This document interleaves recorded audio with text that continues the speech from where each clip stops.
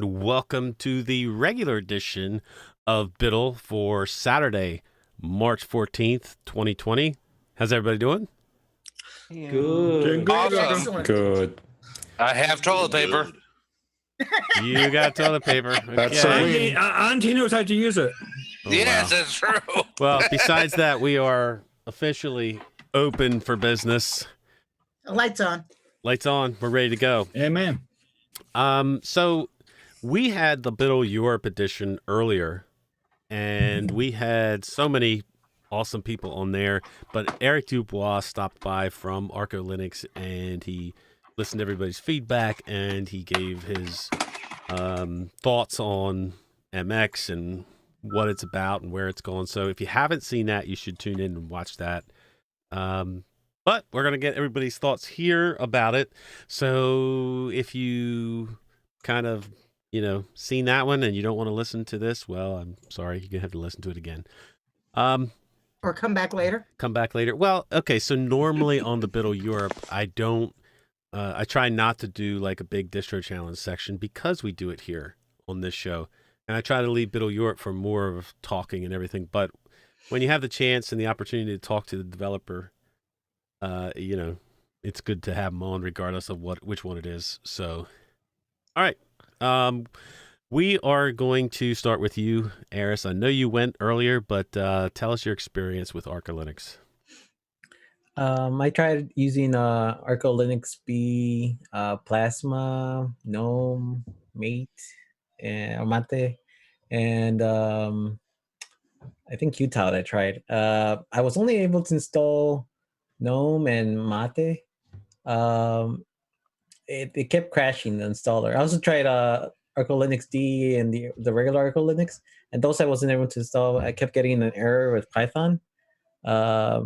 Boost.python error in jobs on PackFS, and I'm not sure what the problem is. I'm guessing most likely because I have a lot of partitions because I dual boot because I don't have another computer to test things on, and I'd rather test on hardware than not on the VM, and maybe that's what it is. But I did feel encouraged how Eric said that he was going to get together with other people, try to work on calamaris, so maybe they could get those errors fixed.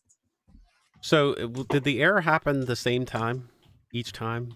Yeah, pretty much after I tried partitioning with the installer. I tried partitioning with gparted beforehand, and I kept getting pretty much the same error. And it might be because I have too many partitions, I guess, for it goes crazy or something. I'm not sure. Actually, Calamaris is usually the one that works the best for me, especially when I had a lot of partitions. It was usually the one that just ripped right through all of them. So I'm not sure what happened there. I've never had across this, but I remember Steve's very own said this one time. I forgot what distro we were trying. He said he always gets an error with calamaris. I'm not sure if this is the error, but I never had any errors with calamaris beforehand, so I'm not exactly sure. Yep. All right, DJ, how are you, sir? Doing well, Rocco. How are you? I am doing better. Glad to be here. So what's the experience you had with Arco? So I didn't have any trouble installing it under a VM, but I did go back and install it on hardware last night. And I have a relatively new NUC. It's a NUC 10. And I ran into the same problem that Aris did with trying to create the partitions in the drive. And I noticed it was taking an awful long time to try to create them, and then it went into a loop. So was not successful installing it on hardware, but on the VM it worked just fine. And I installed D. I went with Arco D to install it with XFCE. Right.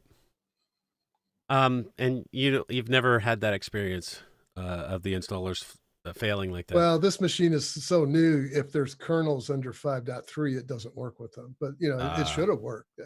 All the drivers were there for Arco. It saw the network and all that. So right. But it got into a loop when it was creating the partitions. Is the only issue I had with it.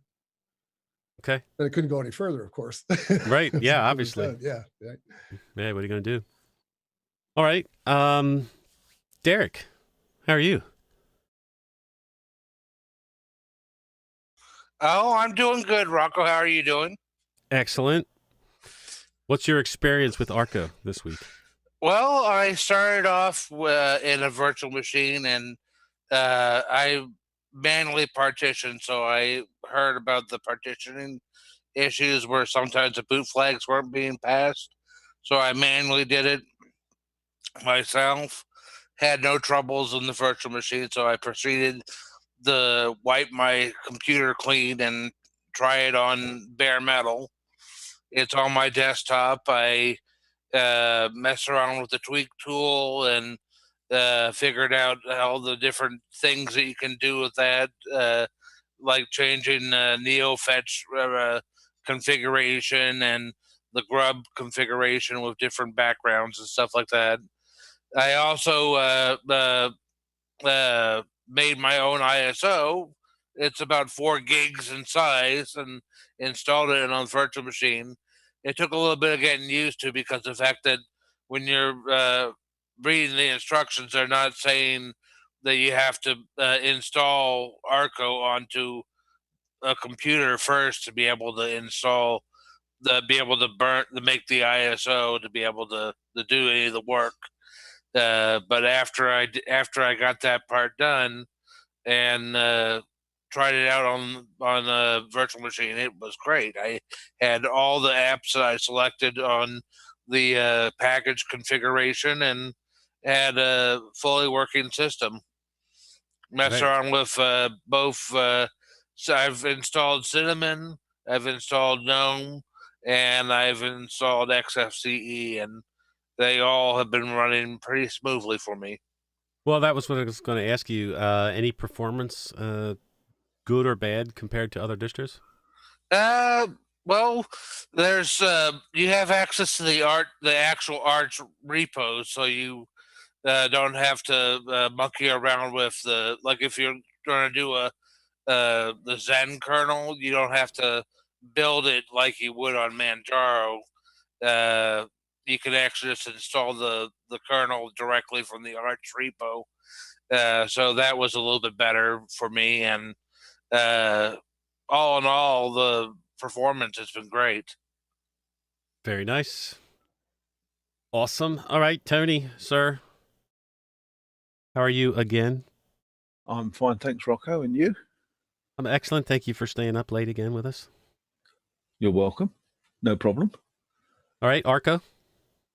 Yes. I installed it on the laptop. I installed 2 different ones. I tried the Budgie desktop and the Deepin desktop. Both worked very well.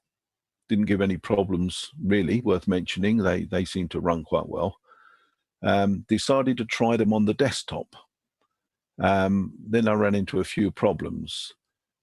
At the end of the install, Deepin turned around and said on the screen that the install had failed. But I rebooted it anyway, and it actually hadn't failed. It had installed, and it did run, and it ran okay with a few little issues, which I put down to it being hardware related to the desktop unit. But with the Budgie install, it had only been running for about a minute when it suddenly come up on the screen and said the install had failed. And it had failed. I tried it several times and got the same message each time.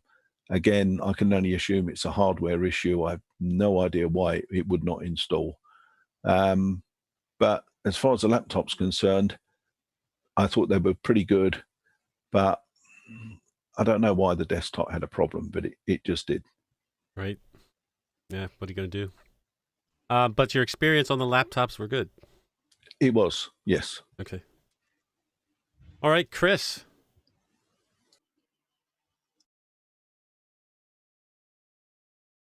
Sorry, I had the wrong mouse there.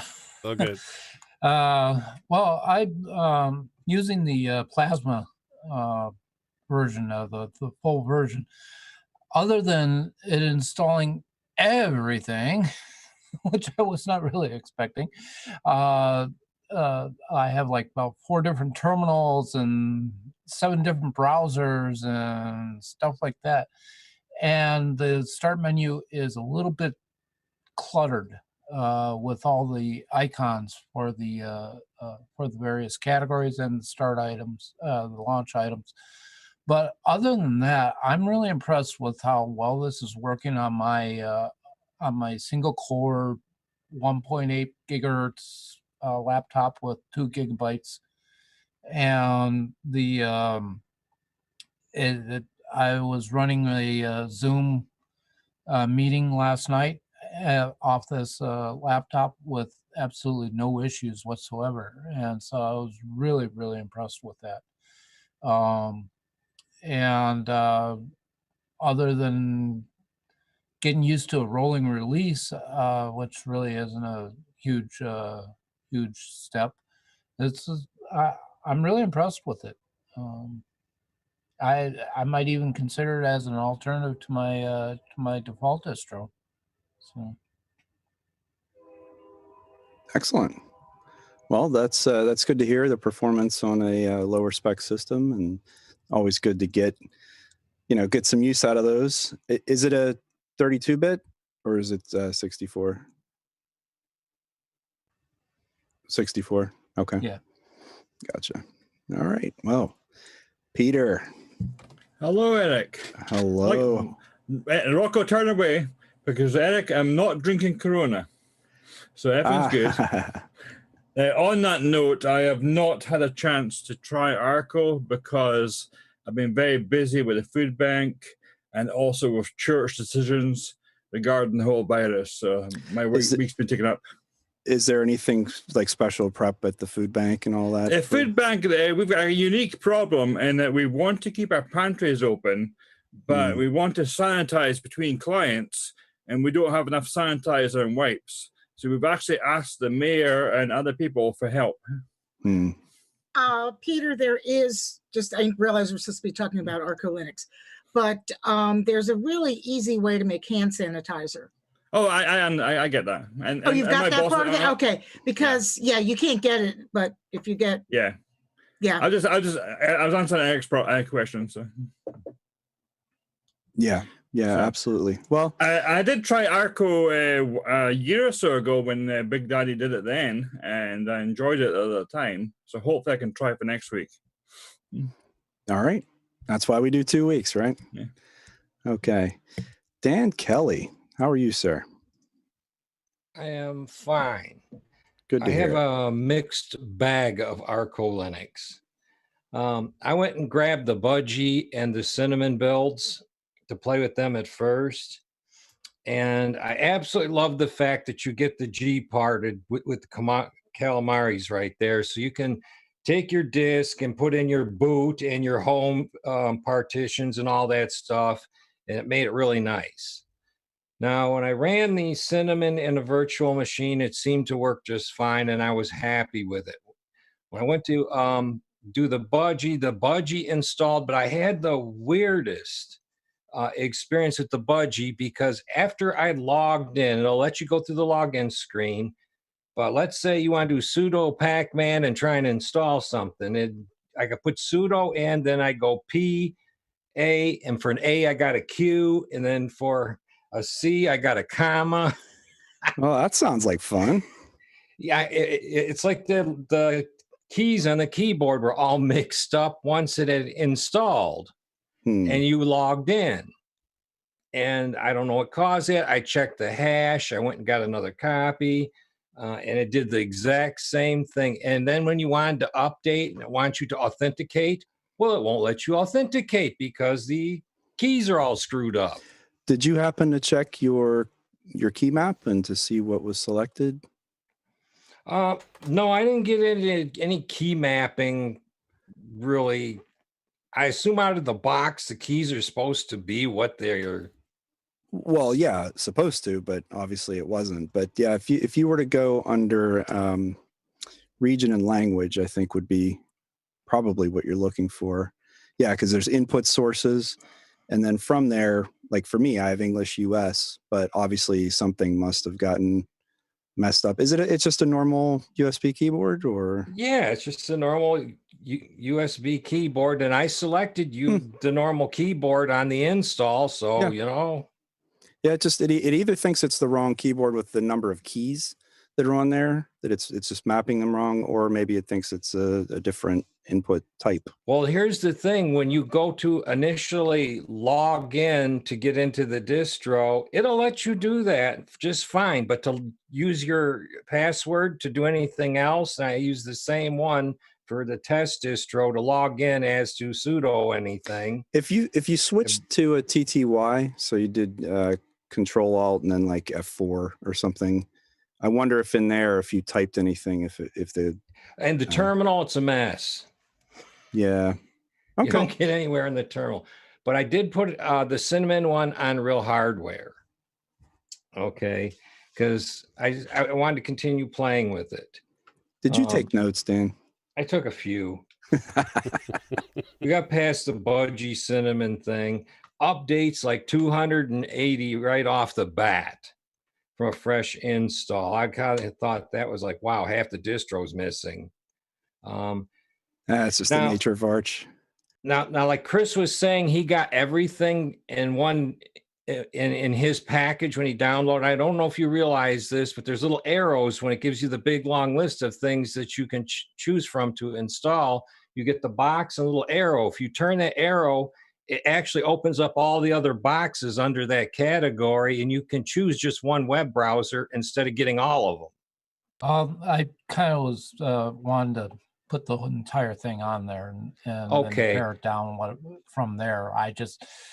I skipped that step during the week because I started running out of time. So. Okay, I wasn't sure if you knew that or not from the way you were explaining it. Because I made the same mistake on my first install. I went and got everything. I didn't turn the arrow, and so I got like 5 web browsers, 2 email clients, and everything that came in the box. NVIDIA drivers installed fine. This thing wants to update every single day, which makes me nervous. I wanted to remove a few things. I don't use Kden Live because I don't do that much video work. I tried to use the Software Center to remove Kden Live, and I checked remove and hit the go button or the apply button to remove it, and it removed that. It looked like it was flying by kind of fast. It took out simple screen recorder and something else. And when I rebooted the machine, it said failure, light DM missing. And it just down the screen, light DM, goodbye. But luckily, since we have that great partitioning table there that we set up with the G part that came with it, I was able to just stick the USB key back in it and reinstall it. And that went pretty good. But I don't know why I decided to clean out half of the junk in the computer just by removing one item. Printer, wouldn't find my printer. I did look at JW Ware's DJ Ware's video on Arco Linux. I enjoyed it. I got really intrigued about it when he got to the rootkit hunter. I went and got me a slice of that. And yeah, I noticed he popped out a video after he had done that one. It's a couple days old because that video wasn't out yet. But at the end of his video for Arco Linux, he had that in there, and I'm like, that's something most people don't know about, is there are tools for spyware and rootkits and everything else, but nobody knows where to find them or talks about them. So the next issue I had with Arco Linux, I can't get any Windows type games that run in Debian to run in Arco under Steam, because the Steam, this is probably something Thomas could comment on.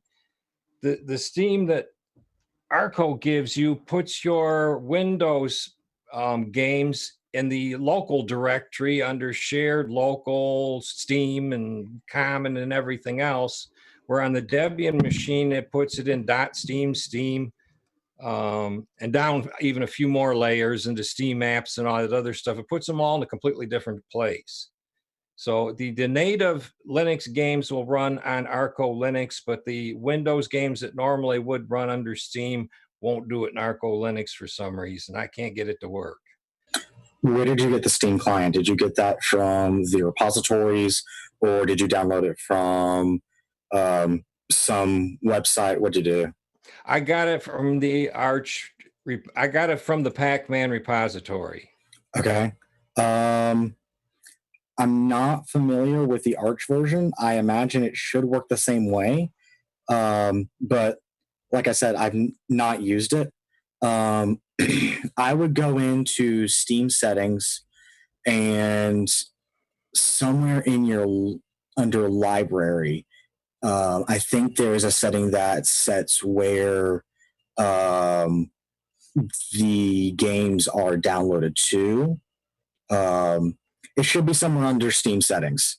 It's kind of weird because on Arco Linux it puts the containers for them in the .local folder buried real deep, where when the Debian version it does it in the .steam folder, Steam apps, and way down at the bottom end.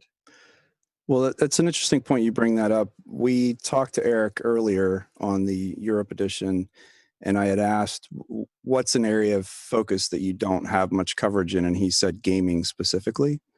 So if he's not a gamer, I'm not really much of a gamer either, but if anyone in either over the last week or in the coming week, if you could test gaming and give this kind of feedback, I think it would be very helpful for him to hear that.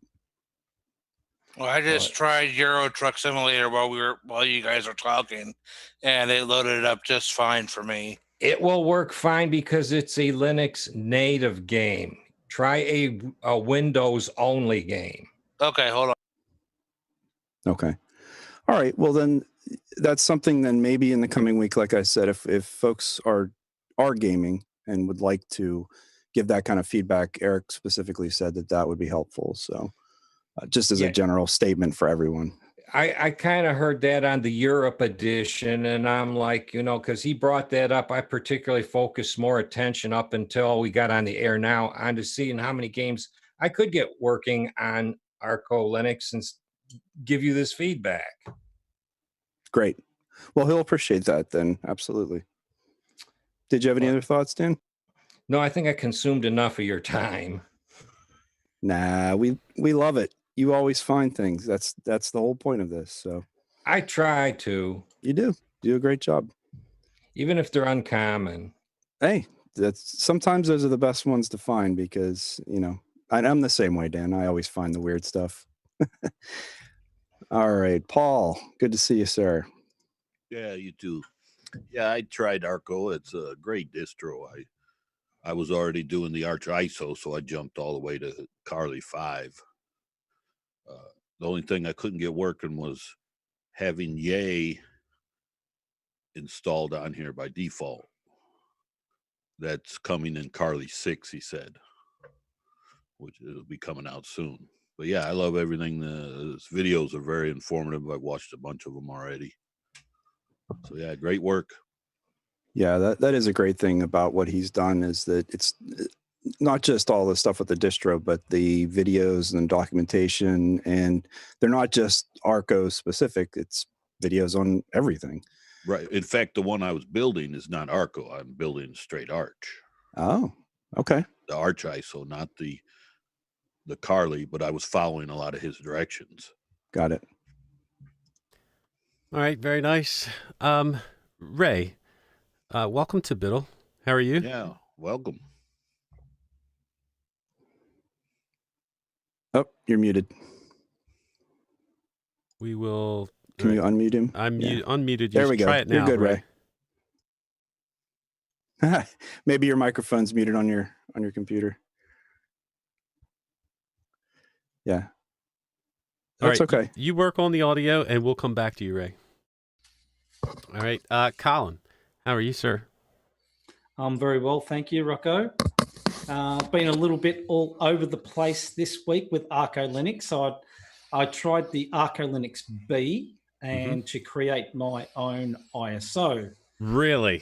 So, yes. So what I discovered was Eric can be messing around with his website every now and then. So if he is, it will not build. You will get errors. So I had to do this thing called reading, Rocco, yes, during the week. I know. Yeah, bit overrated, I must say, but yeah, I had to, put myself through it. Especially when it's manuals and wikis. But yeah, I discovered that I'd looked up some chat or something, and it was Eric was saying that if he's building, you've got to check on some forum or something. I think I can't remember which forum it was, but I just thought I'll wait till the next day and I'll try again, and it started working. So he must have been working on the website at the time. So what I've noticed is I've done quite a few experiments with this ISO build, and I've tried adding my own packages within the Arch ISO packages file. So it's got its own little file there where you can uncheck some of the packages, and you can uncomment or comment out or whatever the packages that you do and don't want. And then I tried adding my own packages as well. So I was interested to see what it did when you got the live disk, because it uses the XFCE desktop to deliver the install. That's what it does. And so it's got all those packages available on the live disk, and then they're available also after install. But also you do have the option of selecting your packages within the Calamares installer. So you can sort of add packages when building the ISO, but you can also, again, add packages with the Calamares installer during the install as well. So there's two types of things you can do there, because what I noticed was some of the packages I was adding is also available on the installer. So I didn't select them. They still came up after install. So that was, I wanted to see how much I could add to the ISO and whether I could make it fully complete for myself. So, and the interesting thing I find with Arco Linux is when you're going through his Arch ISO file, you get to know a lot of these little small package files and their names and what's important to a distro when it's installed. And, you know, some of these things you really do not know.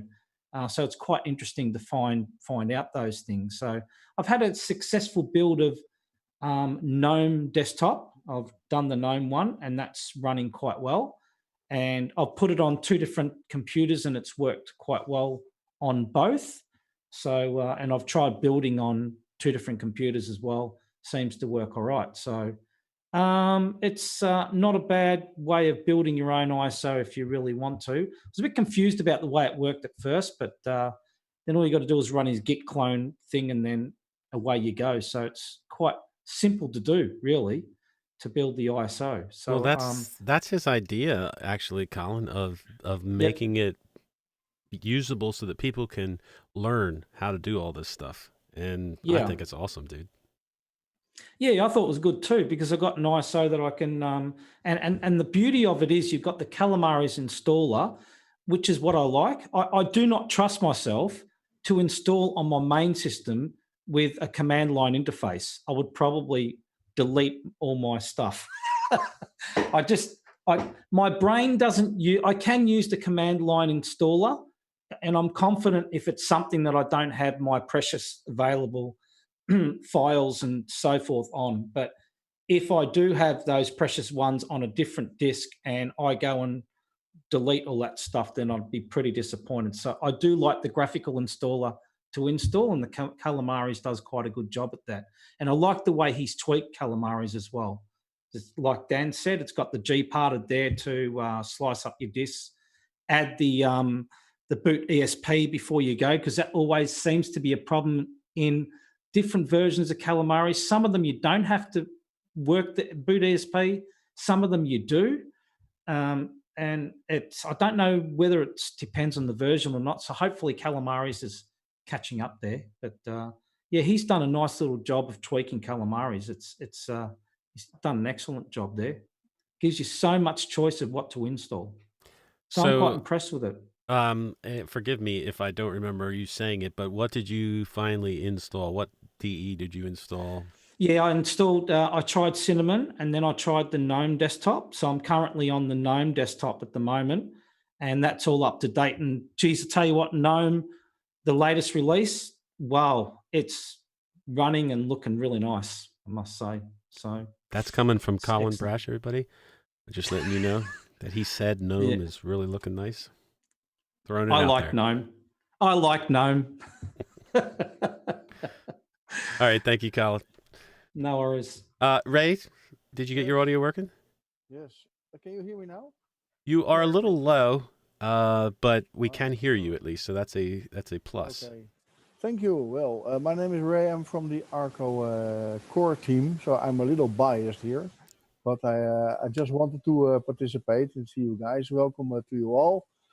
I use Arco for a year now, I think so, on different kind of machines, laptops, desktops, and I'm in the tiling window manager now. I came from BSPWM, and lately I switched over to Herbstluft because of its flexibility. I had not much problems installing the different versions of Arco. But I know that you have to put in the time and how do you say that, but watch Eric Time and effort. videos. Time and effort. Thank you very much, Eric. Watch the videos Eric made, because a lot of problems will be answered there beforehand if you follow his excellent tutorials, because that's what I liked about his style, his way of doing things. You learn a lot, and I think you have how do you say that, don't have problems you otherwise have. Right. And it's very nice to hear your stories. It's very interesting. We get a lot of feedback that way. So thank you for doing this, Rocco. Yep. Is there some part of the Arco team specifically that you're working with? Like, is there something you're specifically working on, or you're all over? Tiling window manager for first. Also the beta testing. That's what I do, and the core team is actually all over. We do a lot of things together. Very nice. Yes. Very nice. Well, thank you very much for joining us. I appreciate it. Thank you. Rocco, yeah, go ahead. Just wanted to say one more thing. One thing I noticed with all the desktops after building my own ISO is there's properties of the XFCE within that desktop after install. So I don't know whether that's normal and it's supposed to be there, because you have to uninstall a few properties of the XFCE after install. So I don't know if that is purposely done, or whether that's some sort of bug that it hasn't taken those properties out after the install, because that's happened on both Cinnamon and GNOME so far. Right. So I'm not sure whether that's normal. Yeah, okay. Colin, did you do a scal after your installation? A scal? Yes. Right. I'm not sure how to do that. Scal, well, scal is an important part of the Arco philosophy. It's in ETC scal. There are your files you use for new users, and it's often recommended that you perform after the first installation. You perform a scal so that all your config files, also the ones especially belonging to the Arco settings, are copied to your home folder. So performing a scal will often help. Okay.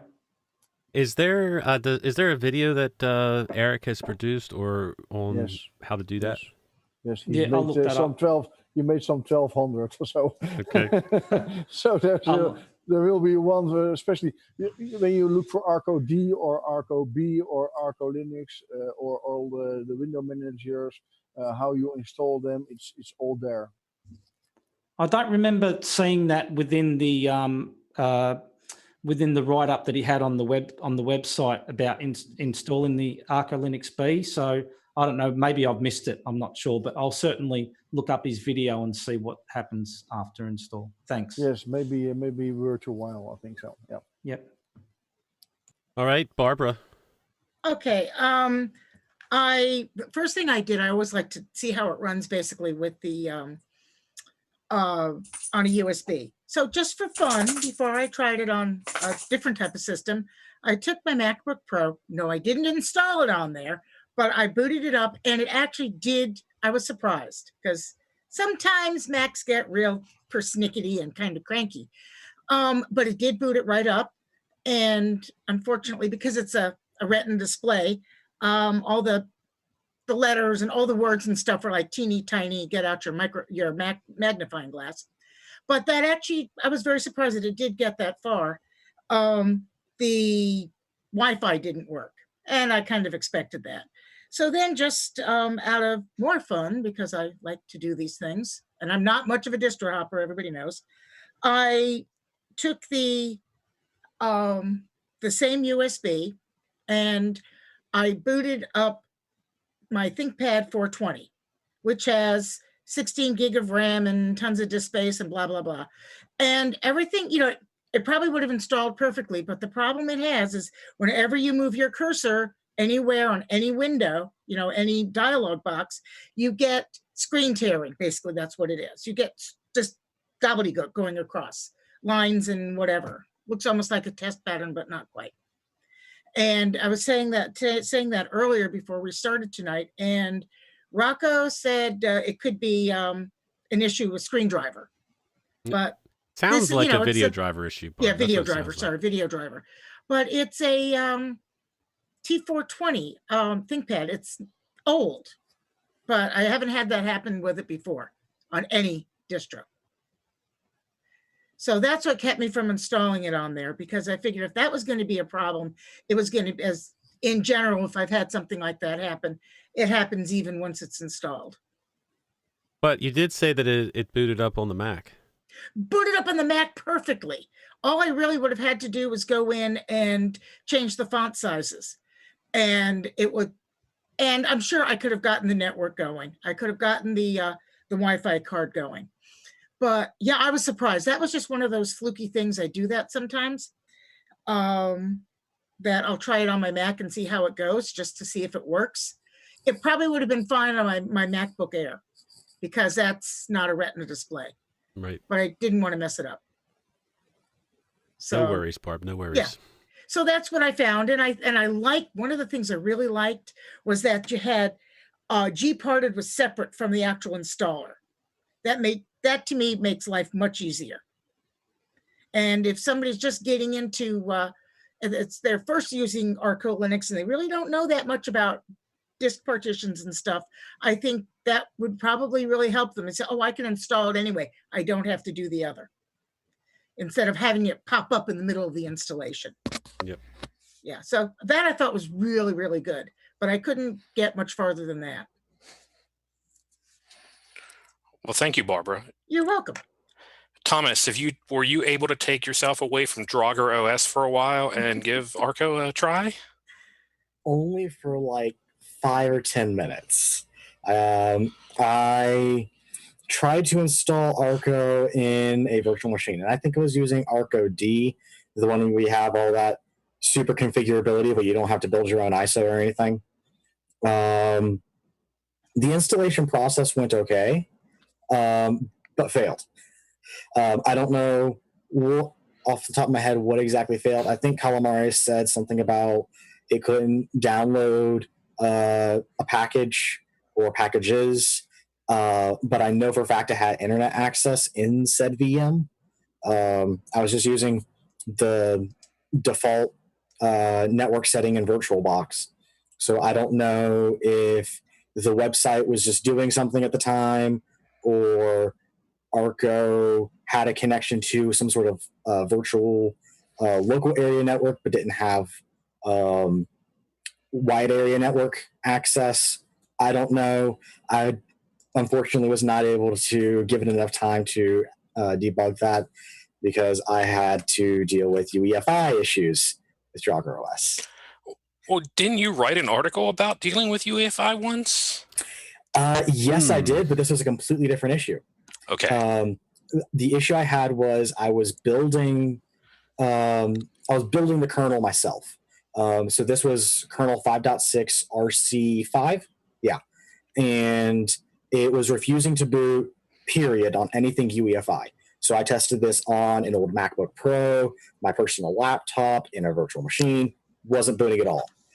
Come to find out, somehow all UEFI support had been disabled. A bunch of networking stuff had been disabled, and graphics support had been partially disabled. And after I fixed all that, it's working beautifully. So Well, that's good. yeah. So Well, hopefully I can give more time to Arco next week. well, thank you for that, Thomas. So, Vince, did you try Argo? Hey, Bill. I'm sorry. I thought we were doing Ubuntu this week. Right? just joking. No, of course I did. If you people don't already know, Arco is my daily driver of choice. All right. So I do come into this with a bit of bias, and I'm so glad I get the opportunity today to speak to someone like Ray, and thank you guys, yourself and Eric, for all the hard work that you guys do on this distro. I've been running it on my my main machine and my laptop for the best part of 12 months now, and it's been rock solid stable. So, I mean, Arch can really be stable even for a simpleton like me. I'd say that the target audience is probably not a brand new Linux user. There are, in my opinion, probably better distros for that, but it's the perfect distro for someone who's heard about Arch and curious about Arch and really wanting to try it for the first time. It just provides you with all the hand-holding that you need. I mean, the learning aspect of Arco has been mentioned before, and Eric always highlights choice in his videos, and there's no more better demonstration of that than the fact that you can jump in at any part of the learning experience with Arco, and it's a huge credit to what the amount of work that the team does. You can start from being a complete Arch newbie, doing the full ISO install, to then going on to building your own Arch install, and even making your own custom ISO. So that's just fantastic. I mentioned that I hadn't done a Arco install for some time, but it piqued my interest a little bit recently when I found out that Eric had done so much work on the Carlo Mares installer and included all those options. And when I saw that for the first time and booted up an ISO, that just blew me away because there's just absolutely so much choice there. I get that it can be a little bit overwhelming for some, and you kind of need to know which packages you want. And that's where I don't think it's really for a brand new person. Another thing I really want to highlight is how dynamic the Arco community is. And Ray can probably testify to that. They're not really just content to sit still and are constantly developing all these new features and tools of their own. There's actually a particular developer in there named Brad, who I want to give a shout out to, who's also an Aussie, by the way. He's had a big hand in a couple of tools that have been released recently, in particular the Tweak tool. If anyone hasn't tried that out yet, you should. There are lots of options in there, but one of the best things is this one-click install of a new desktop environment or window manager. So with a single click, you can actually just go boom, and you've got a completely different desktop environment. And so that's really awesome. So, I mean, they just continue to build all these new things. In terms of Eric's fantabulously huge video collection, he doesn't just do these on a whim. There have been so many occasions where I've been just hanging out in the Telegram or the Discord, and someone has just come in and asked a question, and then within literally an hour or two, Eric has had a video put out there answering this problem. So there's always something happening, and it's a really active community, and I encourage others to join if you're at all interested. Probably the only suggestion that I might have, and it's really just a personal preference for me, would be just for some slight improvements in the organization of the websites, because there's a ton of information on there, and it's a great resource. I just feel for me that the organization just could use it with a little bit more tweaking. But I kind of feel bad kind of mentioning it, because I mean, a simple thing like web design, because it really still boggles me the amount of work that these guys managed to achieve. So, I mean, I've learned so much from using Arco, and it's helped me so much along my journey, and I think I'm going to be sticking with it for quite some time to come. And not just because of learning things about it, but because of what I mentioned about the dynamic community and having this large space, which is awesome too. So yeah, they're my thoughts. Steve, I have a question for you on that. So this is obviously part of the Arch community, and the Arch community sometimes gets a bad reputation. Would you really say that it is undeserved, and is this like such a special case that these guys are so much better than the standard Arch community? Arco. I haven't really had much to do with the Arch community per se. I haven't really jumped in there that much. But what I can attest to is that the Arco community is super nice. I'll give you a personal example. Just yesterday, I had a slight issue with trying to install the tweak tool. And I don't know, I couldn't figure out what I was doing wrong. My Google foo just wasn't working. And so somebody jumped in there. I think, I can't remember who it was, but he stepped me through what I needed to do. And it was just simply because I hadn't updated my system since yesterday, which is, go figure, it's Arch. But after explaining it to me and getting it all working, he then told me in probably the nicest possible way that I could have ever imagined to go back and refer to the Arch wiki. So to go back and read the manual. But he did it in such a nice way that it just wasn't off-putting. And it was just a reminder that, okay, to most of these answers, it's probably in the wiki. And so it's just little things like that that really make me want to stick with this community and the distro. Well, Vince, I can tell you that there's nothing like when you find that community that you fit into and that you get along with and that are welcoming to you. Doesn't matter if doesn't matter what it is about the distro itself, but the community is the one that makes you stay. So I think that's awesome. Much like here, hey Rocco? Almost. Yeah, I had never looked at the forum, and this week I went in, and yeah, they've really got a good group of people going there. So that's. Then you have Discord and you have Telegram also. Excellent. To join. Thanks for your kind words, Steve. Much appreciated. So we had a couple of questions from chat. Token asked about Arco with Salient added. Not sure if it's from a spice or not. He saw a video on the Arco Linux site. Is that something anyone's tried? Does that sound familiar?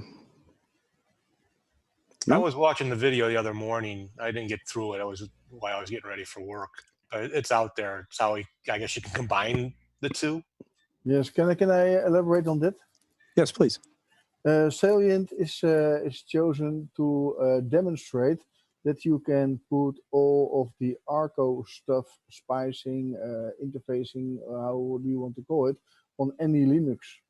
So if you have Ubuntu, and you can then, if you want, to have the Arco spicing and interfacing and key binding and that stuff, you can install it on there. And Scient was there for a demonstration, as an example. Yep. Got it. Okay, we had one other question. This was from Lee, and it was specific for you, Ray. Could you comment on the HBlock program and Arco tweaks? Well, about HBlock, I know that it will, how do you say that, replace your ETC host file to block the lots of well-known spam sites. To be honest, for myself, I had disabled the HBlock because sometimes when I Googled and I clicked on the Google result, the web page wouldn't open. So for me, it wasn't working enough, so I ditched it. But that's what HBlock is about. So that just updates your host files then and blocks the DNS requests. Yes. Then. Yes. Okay. Excellent. Okay. I see a Shickle. There he is. Uh-oh. Uh-oh. How are you? You guys hear me all right? Yeah, you sound fine. Heck yeah, I'm doing fantastic, thanks. I did not get a chance to try it this week, but I used Arco Linux, I believe about 4 or 5 months ago, and I really, really like the way the website is laid out to give you different options between like ISOs with different desktops installed on them. Like that is super awesome because I wasn't entirely sure what I wanted at the time, and the ability just to kind of like grab a whole bunch of different flavors was super nice. So props on that, and the website I think looks great. I'm not an expert, but it was really nice and easy to use. So other than that, Okay. Excellent. All right. Well, I guess I have to call on him. Steve? I'm just kidding. Good to see you. How are you? Hey, bud. Doing all right. Doing okay. Good. I haven't played with it too much this week. I started out with Deepin, and it took like 38 minutes to install. I don't know what it was. I usually don't have my testing laptop too many problems with installs. It's usually 5, 10, 15 minutes, I think, at the most on any distribution. It could be I maybe selected a little bit too many things to install. I just, I'm a guy. I didn't read anything. I just You were a kid in the candy store, Steve. That's right. Yeah. Hey, that And, installer with all those choices, it's hard not to just say, oh my God. So I don't know if that was it, but I did notice that Deepin, I tried Deepin before, the regular Deepin on Debian. It ran pretty good. This seemed to be a little bit slow and not so quick in opening up apps and that. But then I decided I'm going to kind of nuke it because someone had mentioned maybe, I didn't do the partitions of that right. So I just went with the, Arco, XFCE, since it's all familiar with me. And that did install in under 15 minutes. I noticed I was actually watching one of Eric's videos this morning, I think, on all the docs while I was getting ready for work. And I don't know if it was that one or I think I watched 2 of them this morning. And he talked about that error, because I had that error after installation. I can't even tell you what it was, but it sounded like it was the same one. I rebooted. But again, Eris mentioned earlier, right before I got in, that I don't know what Calamares does not like about my testing laptop. I had to go back in and add the boot flag. Even though I did set up the partitions and added the boot flag to it, it knocked it out, and I had to add it back in again. Boot it right up in that, started playing with it. I mean, me, I'm like always playing with setting, or, the looks of it. And my God, you can just go gaga. I mean, he's got themes and on top of themes and icons, and you can do it to your heart's content. It was pretty good. I mean, with going back to work this week, I just not had the time. I come home kind of exhausted right now, but we got another week to go through this, so I'll play with it some more during the week. Yeah. Well, we've all been stream deprived as well, so you seem to have left us hanging out here. Oh, sorry. That's okay. I got to try to cure Vincent's addictions, it's right. All right. Bill, you want to give your experience with Arco, or maybe you didn't have time to try it this week? You might have a few things going on. Yeah, I mean, I mentioned in the Europe edition that I didn't really use it, but I've used it before. And the one thing is, again, the resources that they make available are some of the best out there. Yep. Agreed. Scrapjaw in the house. How we doing? Awesome. How are you, sir? I'm well. And I see you're doing well enough to come back. I am here and ready to go. Awesome. I have an ISO downloaded for this Arco thing, and I'm looking forward to messing with it. Just been a little tied up switching jobs back over, Got stuff you. outside my mom's basement. Right? That's a joke. Mm-hmm. But anyway, yeah. I'm here for the hang tonight. Good to see everybody. All right. Well, this is why we do it for 2 weeks, so people can, do it and still do it in between real life. So, Eric, you didn't get to talk about Arco, so. I didn't, but Dan is waving. You're muted. Yes, I took your advice. I reopened the Arco Budgie, and I found the region and languages. Under input sources, it had German, French, Belgium, and English, and no way to turn any of them off. You just have to click on the trash can until you get down to English. Now it works. There you go. So not sure why, but it picked up on a different region for you, or a different input at least. So well, if there's people listening or watching out there that encountered this, now they know where to go to fix it. And that's Budgie, which is using GNOME's settings panel. So that's going to be different depending on which desktop environment you're using. But yeah, you would just go into the whichever control panel you have and set it there. But yeah, that's interesting. I've had that happen to me on different distros. So it didn't happen this time, but that's how I how I knew what the problem was. So good. Well, it was easy enough to open a virtual machine and take a look at it and report back. Gotcha. Okay, good. Yeah, I got a chance to try Arco, and yeah, I've used it in the past. So I've sort of made the rounds of all of the different Arch-based distros, and to me, it's not even so much about my experience with one of the ISOs or this desktop, that desktop. It's really about the work Eric and the Arco team has done on providing almost like a framework in a way for people to understand and learn Linux in a very guided way, right? I love how it opens up on the website where it's like, if you just want to get started, just install, Arco Linux, and that'll get you up and running. And you have these different choices of desktops. And then from there, here's a path that we could suggest. You go try this, and here are the steps you'd have to take. And we'll give you all the documentation and videos and everything else. And we have a community. And then if you feel so inclined, you can go deeper.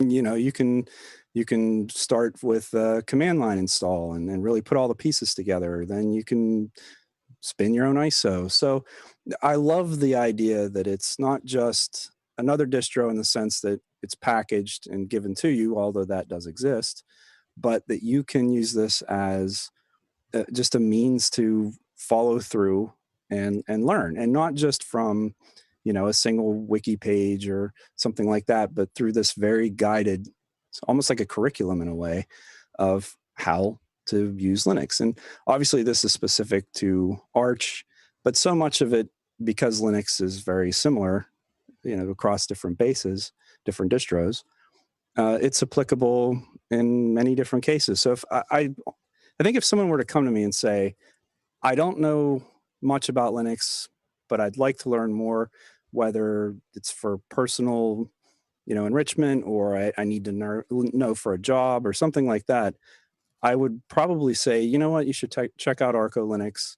It's a great way to learn all these things, and to do it in a, like I said, just a very sort of prescribed way, almost like a course or something like that. So yeah, it's really not so much.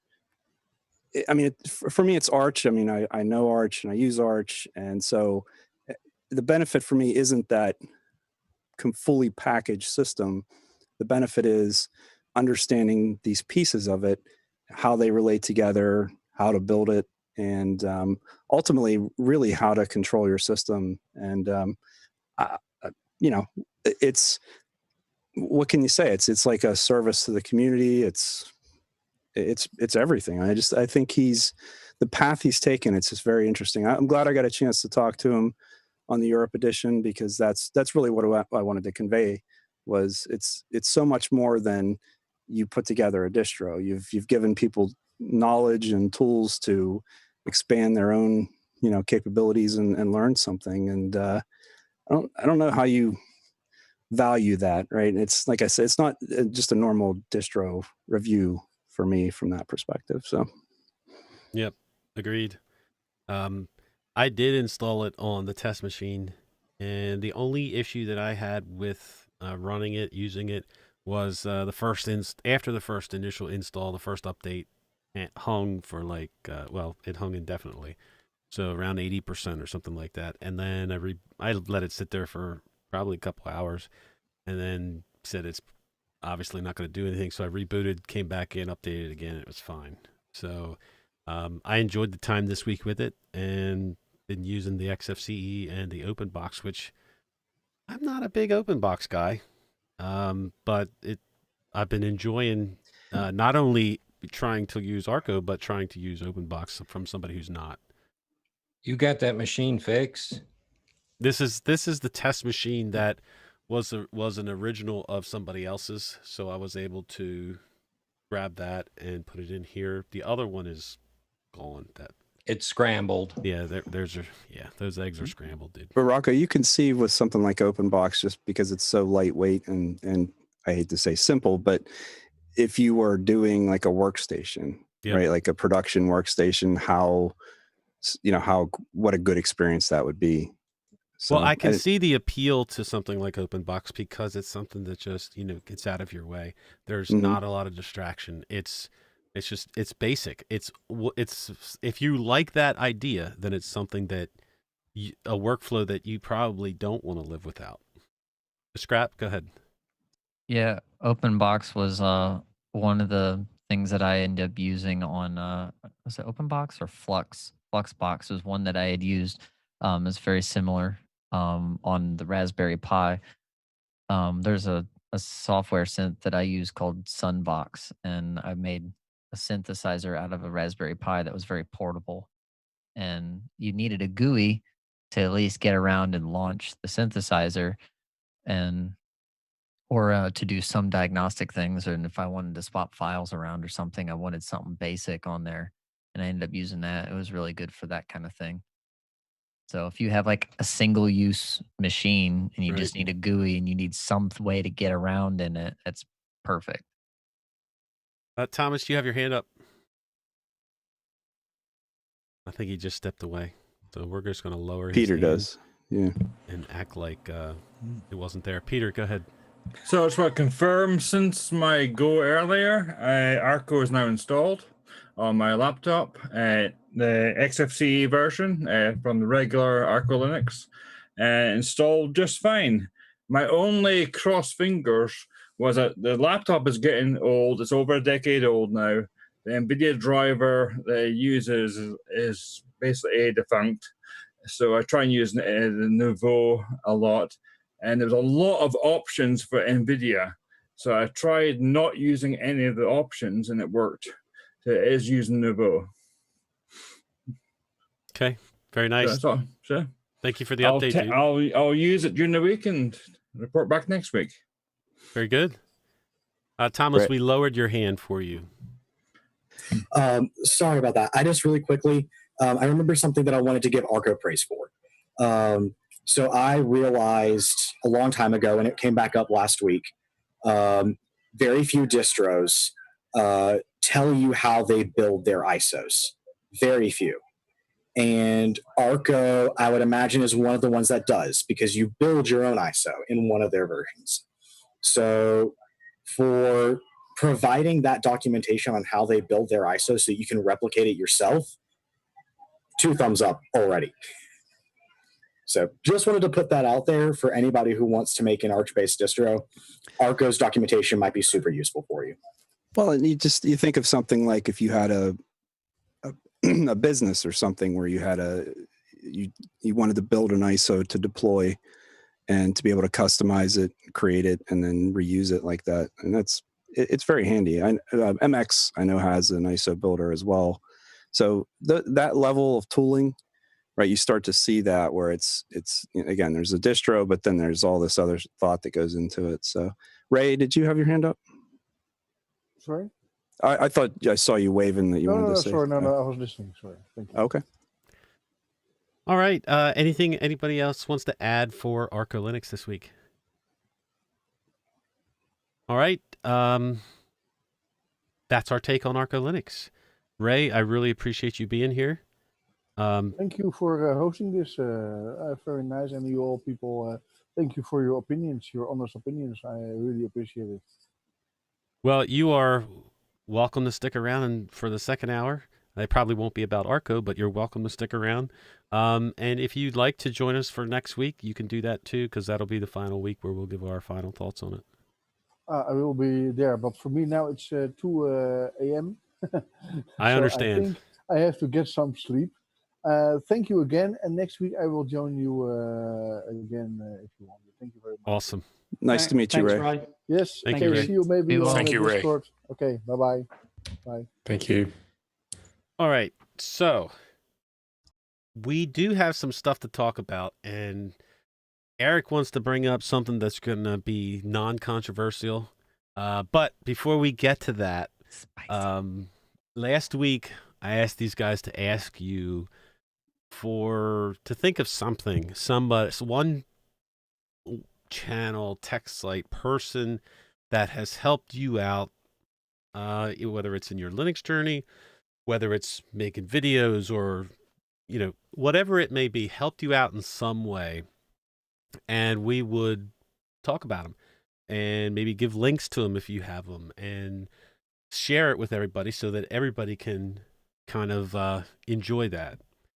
And I would like to start out by putting out a channel that's not about Linux, and your guys' suggestions or shout outs do not have to include Linux.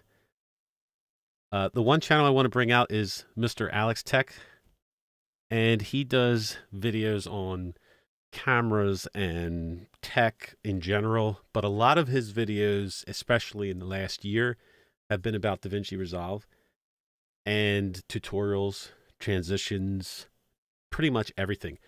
And I find his channel so awesome. He gives not only, like, say he'll make a video about transitions. He not only makes a video about transitions, but he also makes a transitions pack and gives you a download link where you can download the transitions and put them in your DaVinci Resolve so you don't have to go make them. Not only does he do that, but during the video, he gives you little tidbits of information about DaVinci Resolve while he's showing you how to make this, whatever it may be. So, he'll be going through the video and he'll say, and you just delete this clip, and you can do that by whatever, shift so-and-so, so-and-so.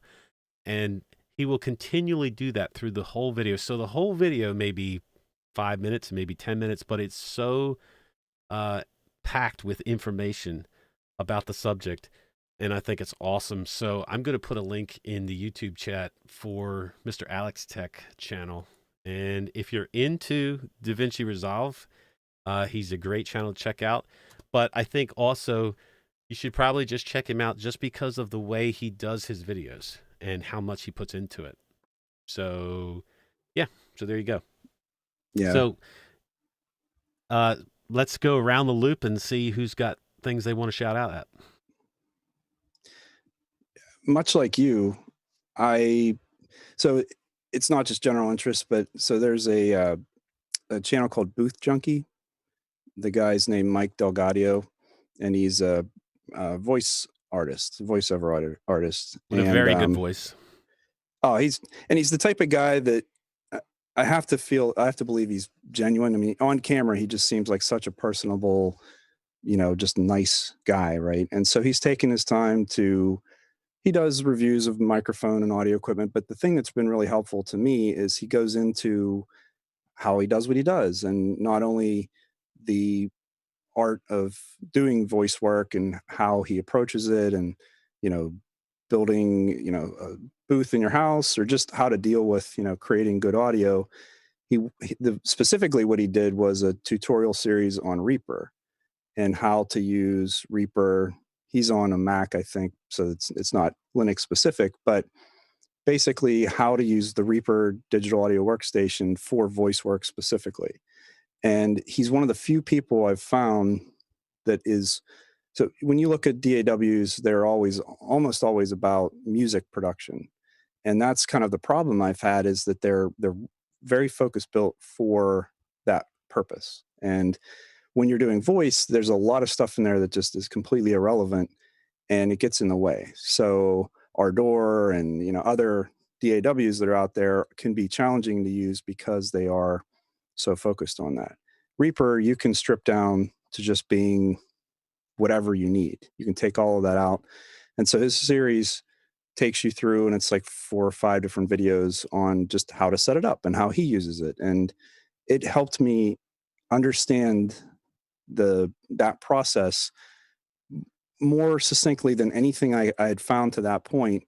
And he's been just such a great resource for for audio production, for just, like I said, all of that stuff. And I've become very interested in it recently. And just a great resource. And just, again, someone who's putting his stuff out there.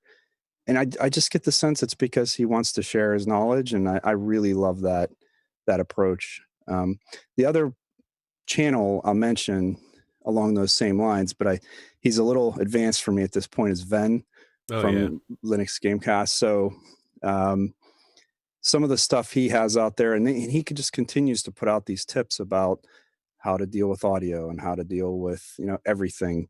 And so YouTube is just such a great resource when you find these specific creators. And sometimes it's not always easy, but I feel just delighted when I find that right person who can take me through, because I'd watched other tutorials on Reaper and none of them hit it just the way he did. And yeah, Ven's amazing. So yeah. All right. And who else wants to jump in? Thomas? So I found a website early on in my Linux journey, and this website helped me learn the command line. And without it, I wouldn't be nowhere near where I am today. It's called codecademy.com. And it's primarily a website meant to help you learn how to code. However, they have a course for learning the command line, and it is literally just the Linux bash command line. And I took that, and that's what got me started on learning to use the command line in bash. And the way they teach it to you, it's interactive, and they give you instructions on what to do. They tell you what you're doing wrong, or give you tips, and it's free, or at least the base plan is. And whenever somebody asks me, hey, where can I go to learn the command line, or where can I go to learn to code, that's always where I suggest, because it's where I learned, and it's designed for people who don't know how to do these things. Very nice. So, Thomas, you got a link for that? Yeah, I'll put it in the YouTube and the Zoom chats. All right, dig it. All right, DJ. I've got a couple for you. First one is an older one that was produced about 10 years ago. But, you know, in spite of the technology that occurs in video and audio, the base instruction and the base things that you learn are the same. And one of the early ones that I remember is StudioTech.tv. They go through, you know, the basics of lighting, green screen, what settings, what compression, what to do for streaming bandwidth, and then they talk about products, but which are long out of date. But if you skip over those and go to the meat, you'll learn quite a bit from them on how to do streaming. They actually did streaming between the U.S. and the UK live, that's pretty hard to do back in the time frame that they were attempting to do this. The other one is Curtis Judd. And Curtis does a lot of audio, and he, again, goes through the basics of what kinds of compression do you need, when do you need it. He does lighting, he does cameras and so forth, but he's more focused on modern things. So, and he's very good as well for that. And those are the two I have that I've learned a lot from. Oh, man. Wow. I'm sure everybody in the stream heard that. All right, next. Anybody else have something they want to shout out? Chicken. So it's not related to like computers or Linuxy stuff, but for me, a really big one is Engineering Explained. This guy is, I believe, an automotive engineer, and he does an incredible job at explaining and breaking down different components in cars, and kind of explaining, because people always say you shouldn't do this in your car, you should do this, but they don't really say why. You don't really understand why people say certain things sometimes. He'll sometimes just have a piece of the car, put it out on the table, and show you exactly what happens when you do, like, hold the clutch in a little too long. It's incredible. I think it's a great resource for understanding the vehicles that are pushing us around all day long, what's keeping us safe or not safe. So did you see the one on the wired combustion engines still relevant, and the battery, the size of the battery, and the amount of insane difference. So good. Yeah, he does such a good job with that. Very nice. All right, Bill. So the one that I wanted to talk about was something I hope some of you have seen. It's Explaining Computers with Christopher Barnett. And love that guy. Yep. I got into that a few years ago. I was kind of trying to start off with single board computers, and I found his site, and he has a great, I mean, the quality, the level that he does is just incredible. And he's got a British voice, and listening to a British voice always tells me that they're smarter than me. But it's lovely. I actually send a lot of his links to people that are starting off in either computers or Linux because he has such a great explanation. And one of his most recent is the best explanation I've ever seen about SD card speeds. And it's about a 15-minute video, just incredible. So I really appreciate him doing those for us. Lovely is the best word I could think of to describe him. He's just so affable, and he's grown his channel without being sensationalistic, and he's one of those people that can explain anything, right, Bill? You know, he's just Oh, it's incredible because he has everything from, how to boot a Pi to making a robot and connecting, and he doesn't dumb it down, and he doesn't treat you like you're an idiot. And it's just that level of, he's the teacher that I always wanted to have kind of person. Yeah, like it's your best science teacher you could ever have. Yeah, his SSD video explaining the different types of them is really good too. I mean, he comes up with some stuff that you just don't know is out there. Yeah. Yep. Anybody else? Again, this does not have to be a YouTube channel. It can be. They're more than welcome. And I think a lot of us are able to learn better by seeing it and seeing somebody explain it. But it can be anything from a website to just a friend helping you out. For me, I like a variety of stuff. I don't have really one particular YouTube channel that I really favor. But I like Jay's 2 Cents. I like our group here, the channels that we do. I watch them. I just started watching DJ's stuff. Yeah, congrats on 1,000 subscribers, DJ. Yeah. Louis Rossman, I like to get into some of his stuff now and then.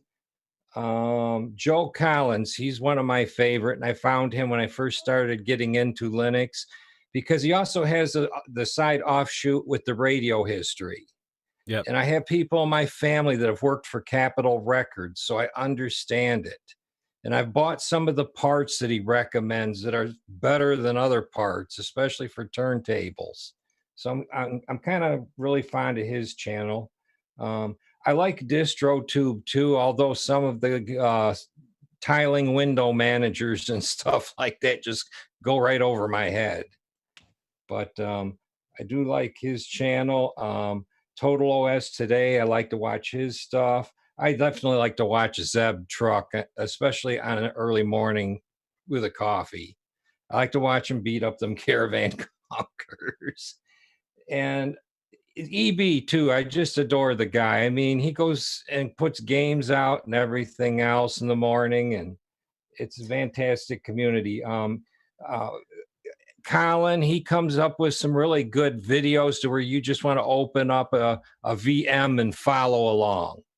I mean, I don't have just one. It's all of you guys that are, that make it a whole. Do you guys, so I do this all the time. I'll watch creators who make stuff on a topic that I have little to no knowledge, and honestly sometimes wonder, why am I watching this? But there's something about the people, like bigclive.com. Have you guys ever heard of him? He does he's an electronics engineer, and it's all so far over my head, but the way he explains it is so interesting that it's captivating, right? I can't not watch it. So do you guys have instances of that where there's something about this person or what they're, the way they deliver it, and you can't even understand what they're talking about, but yeah, I watch quite often. Now, I was in scouting for a while, and I hated winter camping. When it gets cold, you can't sleep and all that.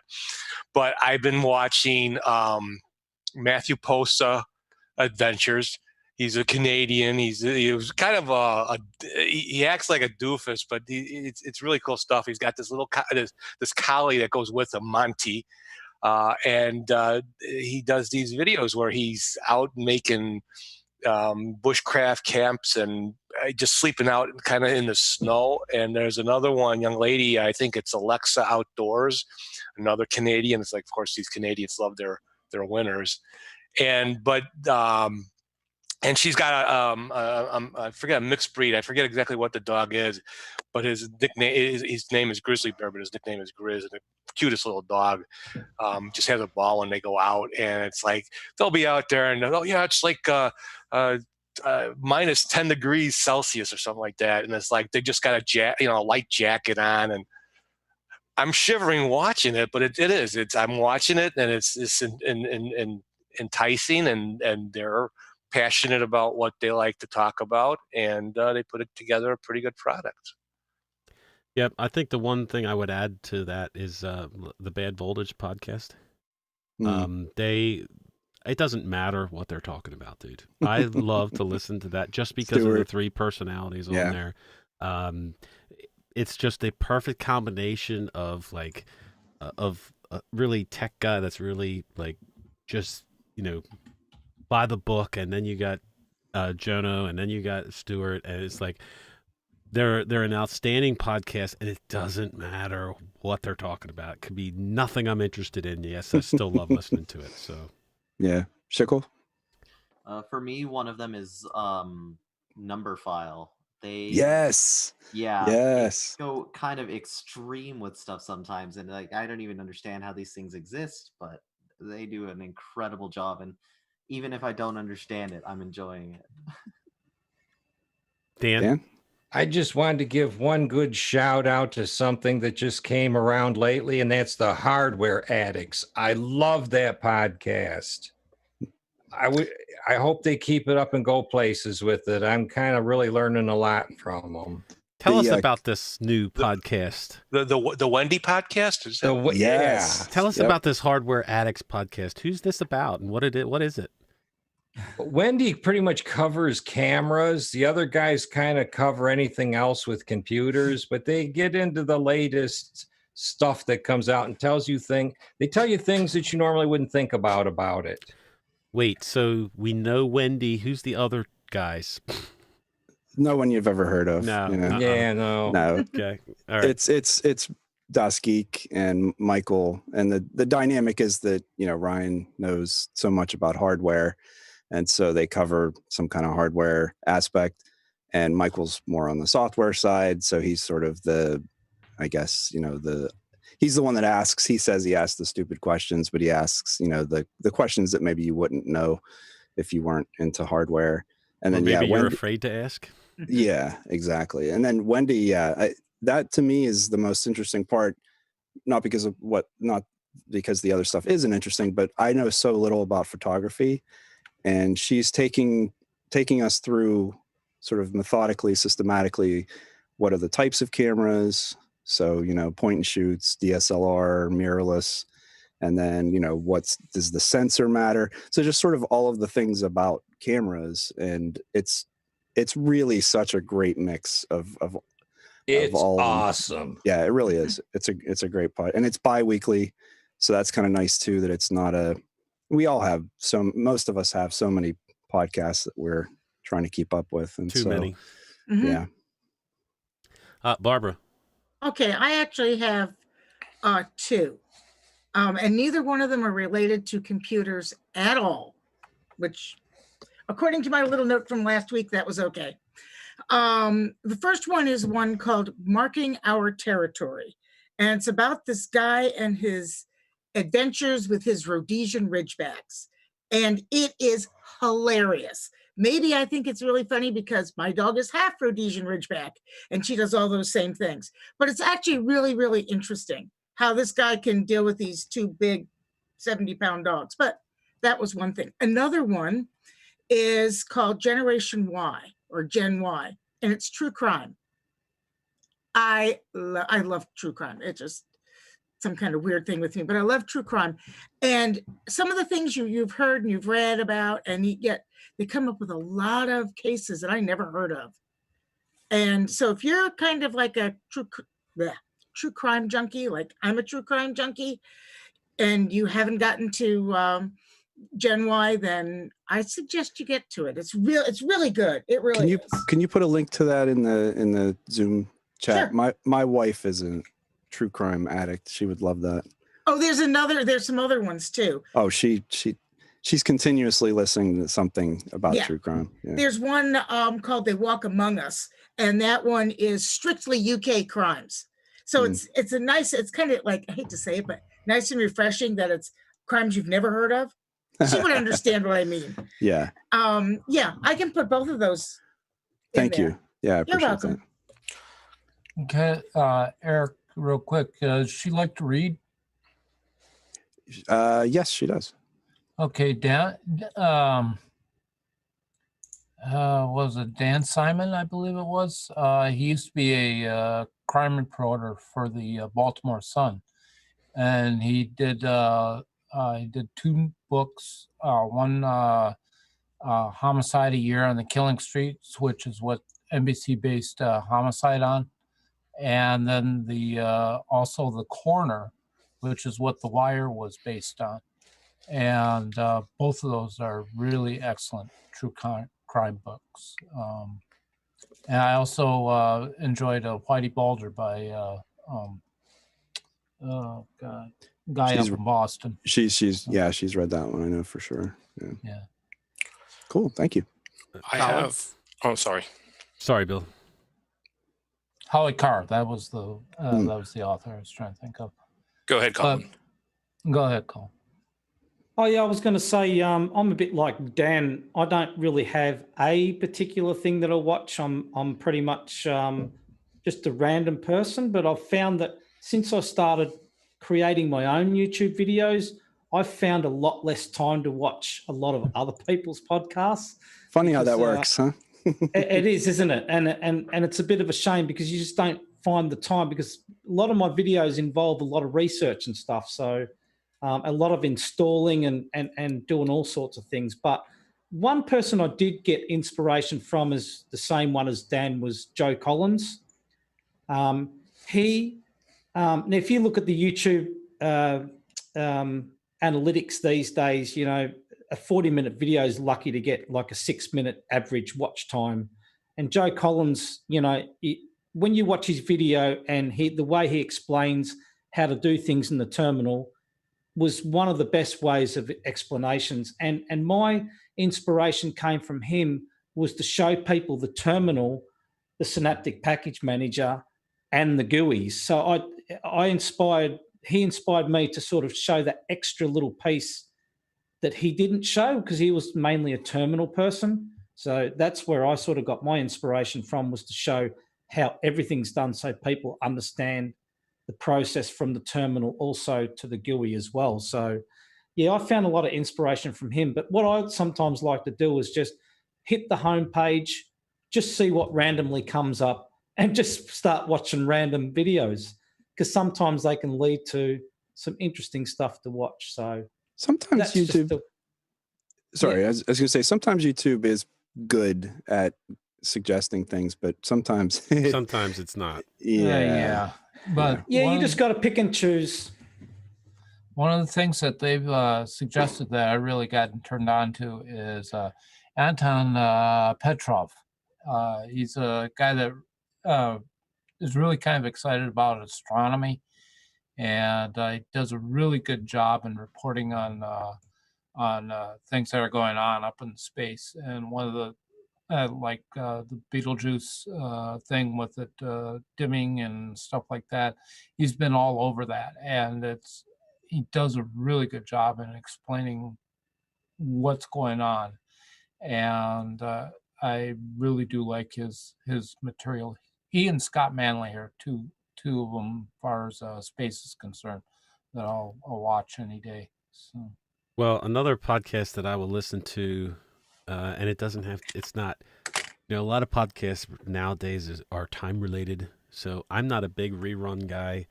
And I'm not a big guy to go back and watch podcasts that are like 2 months old because there's time sensitive stuff in there, especially a lot of the Linux podcasts. But a podcast that I listen to, which is Darknet Diaries, is fantastic, and it does not have to be time sensitive. It's just stories all across the internet about a specific hack in this specific thing, or like the one episode was about the big issues that Microsoft had when they were trying to counter some of the vulnerabilities that they had. And absolutely awesome podcast, very captivating. It's like a story that draws you in. So Darknet Diaries is definitely something I enjoy listening to. All right, anybody else want to bring up something before we move on?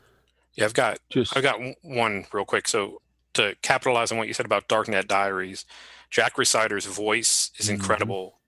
And I think you could listen to him recite the phone book and it would be cool. But on a totally different scale, it's a YouTube channel called Kings and Generals. And if you have any interest in history, battles, ancient empires, all the way up to modern times, it's a great way to like lose hours and hours and hours of your day, because they do animations, they do maps along with the video. It's just incredible, and they explain in really understandable things, all kind of different historical events. To me, honestly, I've gotten to the point where I don't even really watch I don't watch television at all, but I mean, I watch some stuff on Netflix, but I watch so much YouTube content, and not just specific to Linux or technology, but I think it's given creators a way to actually put content out there, and the quality of some of this stuff. Like I listen to a lot of another subject I don't understand, music, but Rick Beato does a bunch of music stuff. If you've ever heard him, and it's fascinating because he goes into all of the specifics of it. Or there are people that, and the amount of time and effort and quality that they put into it is as good as any broadcast program in a lot of cases. And it's the ability for people to express and distribute that content is, I couldn't imagine my life without having access to that as a resource for learning things, for the entertainment value. For my own purpose of being able to publish things. One of the things I really like about creators like Rick Beato is the fact that he doesn't stick to one aspect. He comes up with a variety of aspects, like what makes this song great, or what are the top 20 guitar licks, and stuff like that. And he just he does a really good job in saying why he likes music and why it's important to be listening to things like this, and songs that from artists that I don't even particularly like. I can totally appreciate what. Isn't that funny? Yeah, I watch those too. What makes this song great? And it's like, I don't really like this song, but if you watch it, it's like, oh, okay, this is interesting. I love watching that guy's content. Mm-hmm. Yeah, I mean, I think we could probably do this. Look at all the equipment that guy's got in his studio. Well, he's been doing it for his entire life, though. I mean, he's producing records, and he plays every instrument. Yeah, that guy can call in a couple of guys and get a real orchestra struck up in his studio. Yeah. So, Prophetic's in the house. Hey. What's happening, brother? It's been a while. Yeah, it has been, man. I've been missing you guys, and I was trying to check in a little bit with the UK edition, but it didn't work out. But yeah, it's been a minute. But I've been lurking in the chats and chiming in every here and there. But it's been awesome. Very nice. Well, it's good to see you, brother. You too. Eric wants to bring up, and I tried to stop him from doing this, but he wants to bring up a very non-controversial subject. So take it away, sir. Well, so something that it's been bumping around in my head for a while, but if you saw the interview that Jason Evangelo did with Alan Pope, a lot of that was, I think, things that many of us have already heard or talked about in other, podcasts and stuff like that. But one of the things he brought up was the idea of a sort of universally accepted Linux distribution, and not from the perspective of there shouldn't be others, but from the perspective of, you know, hardware, new users. You know, one of the challenges that I think a lot of us have faced is we use Linux, we like Linux, we think that other people would benefit from it, but it's always that question of, well, what would you give someone? Or, you know, if just a random user bought a laptop or something with Linux on it, or if they were interested in Linux and they're trying to find information on which thing should I use, which one should I try, and it's very confusing. And so the premise being that there would be one sort of accepted, you know, distribution of Linux that would be, I guess that's what would be recognized as this is Linux, right? I don't know if I'm doing a good job of explaining that, but of course, Alan said, well, you know, that would be Ubuntu. And I think and this is the controversial part, right? And it's hard for us as Linux users to put it in this context. But I think that it kind of already is the de facto in a lot of ways, because if you buy a laptop or a computer from Dell, Lenovo, HP, you know, anyone who's selling Linux specific hardware, there's a good chance that Ubuntu is going to be on that system, or at least be supported by the hardware manufacturer as a distribution. Now you've got other hardware that will come. It's more or less boutique hardware. You know, Ubuntu's got the Focus, and obviously all the System 76's stuff is going to come with Pop, and Manjaro's got a laptop. But I'm just talking about mass market, you know, major manufacturers, and just the idea of, again, not for us, you know, we've already sort of figured out what we like in Linux and how we use it, but just as a way for the rest of the world to, I guess, either use or transition into Linux. The idea of a single distribution, a single desktop, and the benefits that would come with sort of standardization in a way. Well, I think the benefits coming from a standardized distro that we could hand to people, or, you know, say to people, this is Linux, are really, for me, that would be the ultimate, that we could hand somebody a Linux distro and say, here is Linux, basically. I don't think that we would ever be able to agree on it. I don't think we would ever be able to come to that point where we say this is, but I think we definitely need it. So I'm not exactly sure how to get there. Can we agree on one thing? It simply has got to work. I mean, if you hand it to someone, it's got to cover their printer. It's got to cover their multi-monitors. It's got to work. It can't have a bunch of bugs in it. Primarily what you need there is you need the backing of the manufacturers of the hardware. So if you have a printer, that printer has to be able to work under Linux, and not, I mean, HP has really done a really good job in gathering a lot of these together and making it so that if you install the HP drivers or the HP, what is it, HP I can't remember what it's called, but there's one that covers the Samsung printers as well as the HP printers, and it seems to do a pretty good job.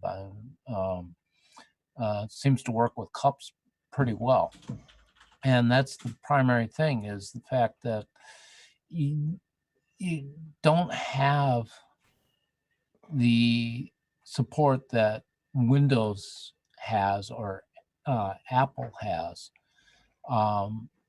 And I mean, every day at work, I'm cursing out Windows 10. My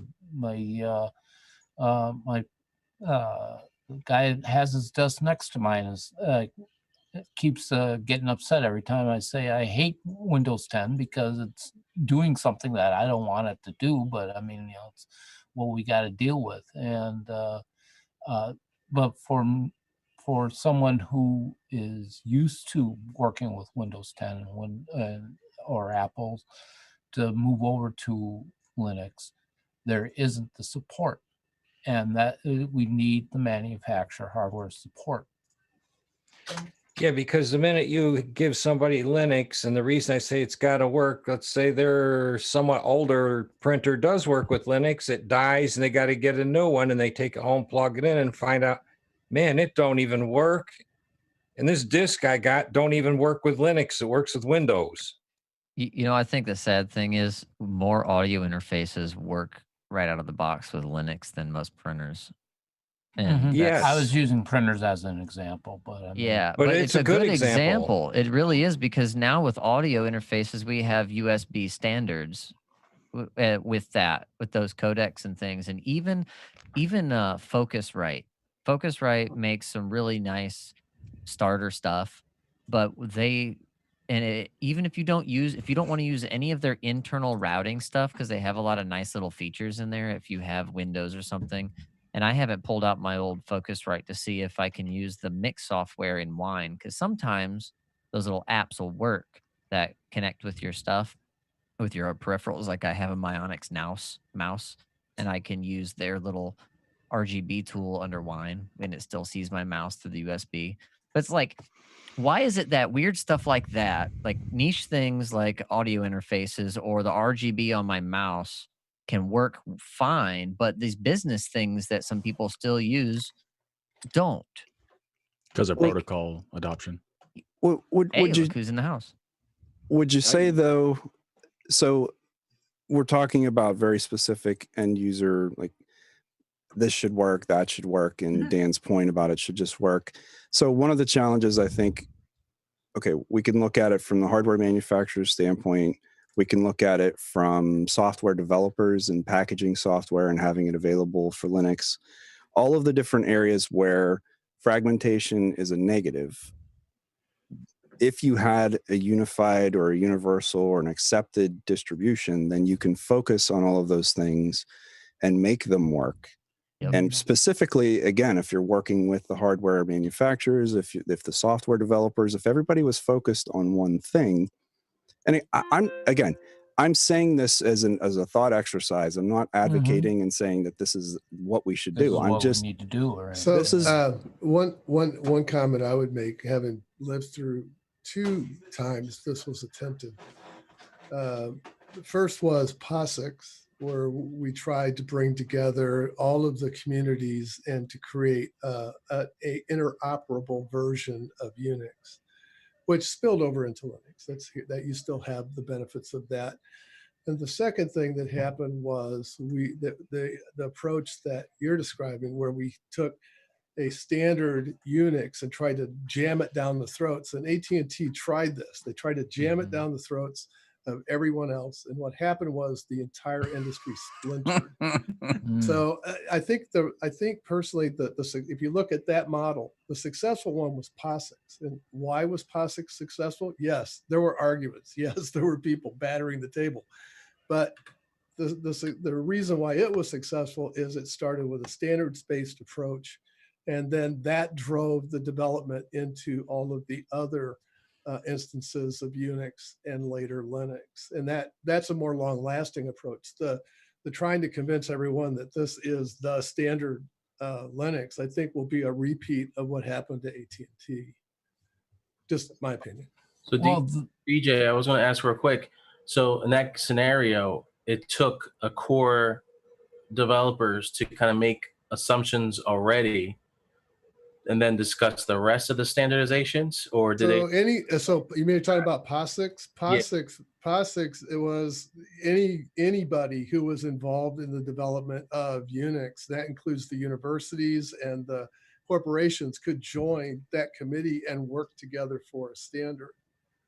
And so I still think that that's the right approach. Is you can't tell the Arch people that they're going to have to use Ubuntu, and you can't tell the Ubuntu people they're going to use Arch. This is all about our choice. Yeah, and I really think it has not to with be that standards attitude. driven. I agree with you that it would be nice if we could get something together. Because what's the first question you ask somebody that's having a problem with Linux?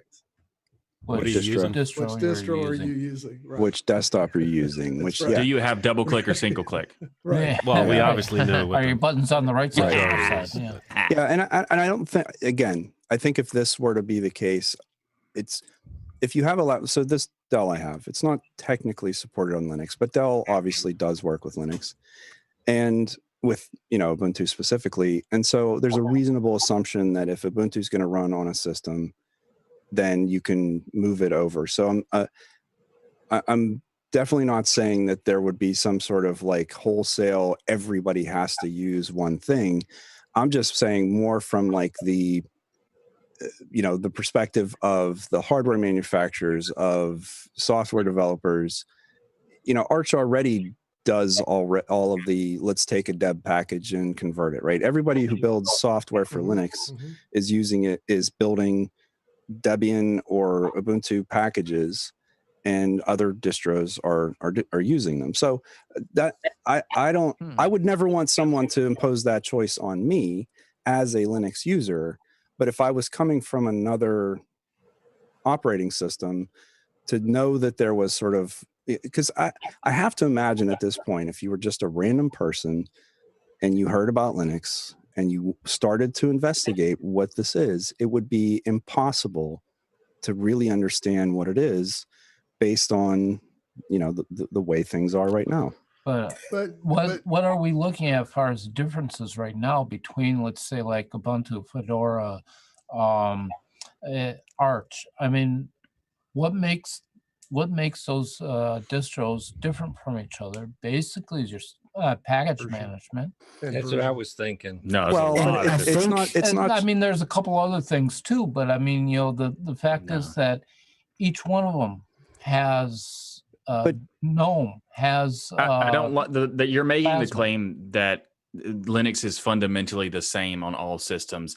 If you go down to the ultimate core, yeah, but there's even differences between which version of Linux what distro is using. So I think that statement, while said a lot, is completely contradictory to what it is, because yes, there are massive similarities, but there's so many variables that are different in every distro that they're essentially different operating systems on their own.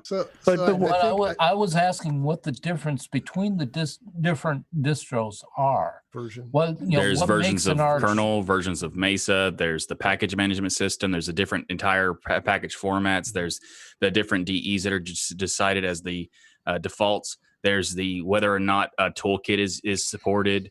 There's so many different things for every distro. The init system. Not to mention the init system's a thing. I think if we really wanted to do this, our hardest issue would be, if you want to do this, you need to make sure that you support all packages. You can't just support just debs or just RPMs. You need to support them all. Yeah, and that's the hard part. You would have to make a package manager that is capable of understanding how to use a deb, how to use an RPM, how to use all. No. That's completely contradictory. I think you guys are way down in the weeds. If you look at let's take Plasma for example, or look at yes, let's talk about Plasma or XFCE or any of those. I mean, if they're the same version, essentially, you don't care what it's doing under the covers, but you as a user care how it's operating for you, right? You don't care if it's using a package manager that's based on the AUR or whether it's an APT or a deb or an RPM. You don't care. If the standards are to that level, and you're allowing an interoperability layer to function underneath, that gives you independence and choice and maintains what the distros are doing today. But it allows you to have something that operates the same. And if I don't know. It would take a long set of meetings. You guys aren't talking about something that's going to get done in 8 months. You're talking about something that's going to take 5 years. Yep. I mean, challenge accepted. Chicken, you wanted to get in. So this is kind of like, this is a topic that I know sometimes comes up when people wonder about a universal Linux system and things like that. The way I kind of see it, and I don't mean this in a sort of like they're already kind of doing it way, but they are already kind of doing that. Ubuntu is basically on desktop Linux just in general, like Ubuntu is the target. Steam targets Ubuntu. Spotify. Yeah, the consensus officially has already releases it been for the same. decided that it's Ubuntu. I don't really think we necessarily need like a hard push in that direction, but I do think that the general safe bet is Ubuntu, just for the sake of support, for the sake of the community support as well. There's a much larger community involved, as well as software support. So So if that's the case, Schickel, what is the next step that needs to happen? I know people hate when this happens, but honestly, I think differentiating what is it kind of ties into the whole sort of like every Linux is different kind of thing, but differentiating a product from its components. Yes, Ubuntu is based on Linux. It's similar to a lot of other Linux distros, but pushing it as Linux is not going to help people. It's its own thing, and if you're kind of leading people into the assumption that it's all going to be the same, you're not going to help them as much as you hurt them. They're going to run into issues under those assumptions. I mean, there's if you remember, totally right, and if you also remember way yes. back in the Windows days, I mean, I don't know if you guys remember before NT, but it was a mess.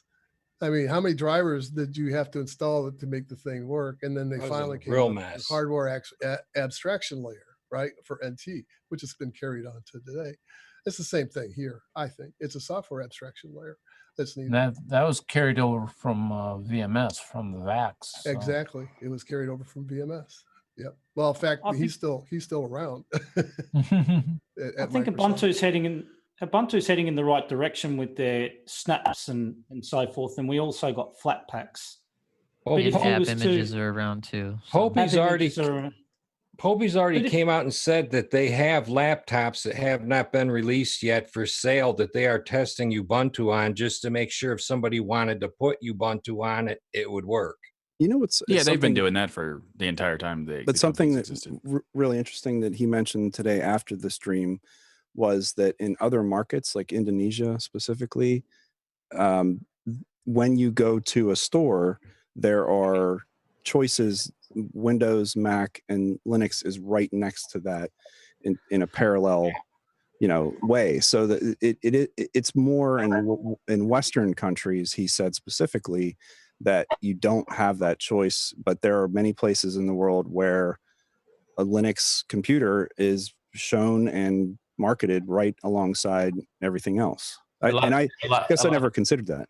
A part of that, though, is because there's a piracy culture there too in certain countries where they get away with a lot of piracy. So it's like they just take the Ubuntu machine home, avoid paying the license, and just install illegal software. Well, I think he was talking more of in a store setting.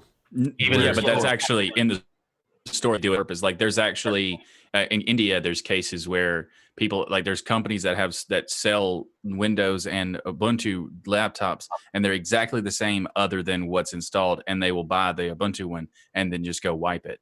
And there's even reports of basically journalists talking about that thing happening at a big scale.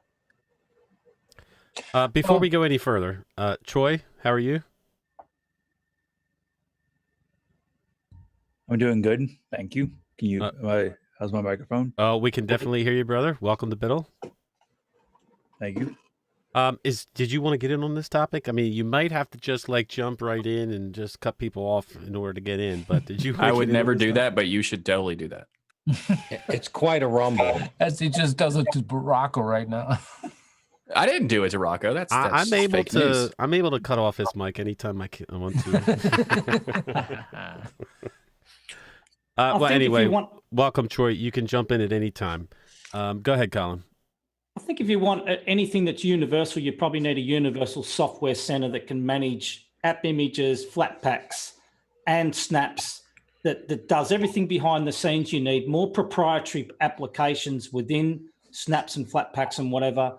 And that way there's a lot more on offer as long as the different computers and PCs and that across the board can be handled with the hardware. Now, see, I would have to disagree that we need to have a universal package set or anything universal.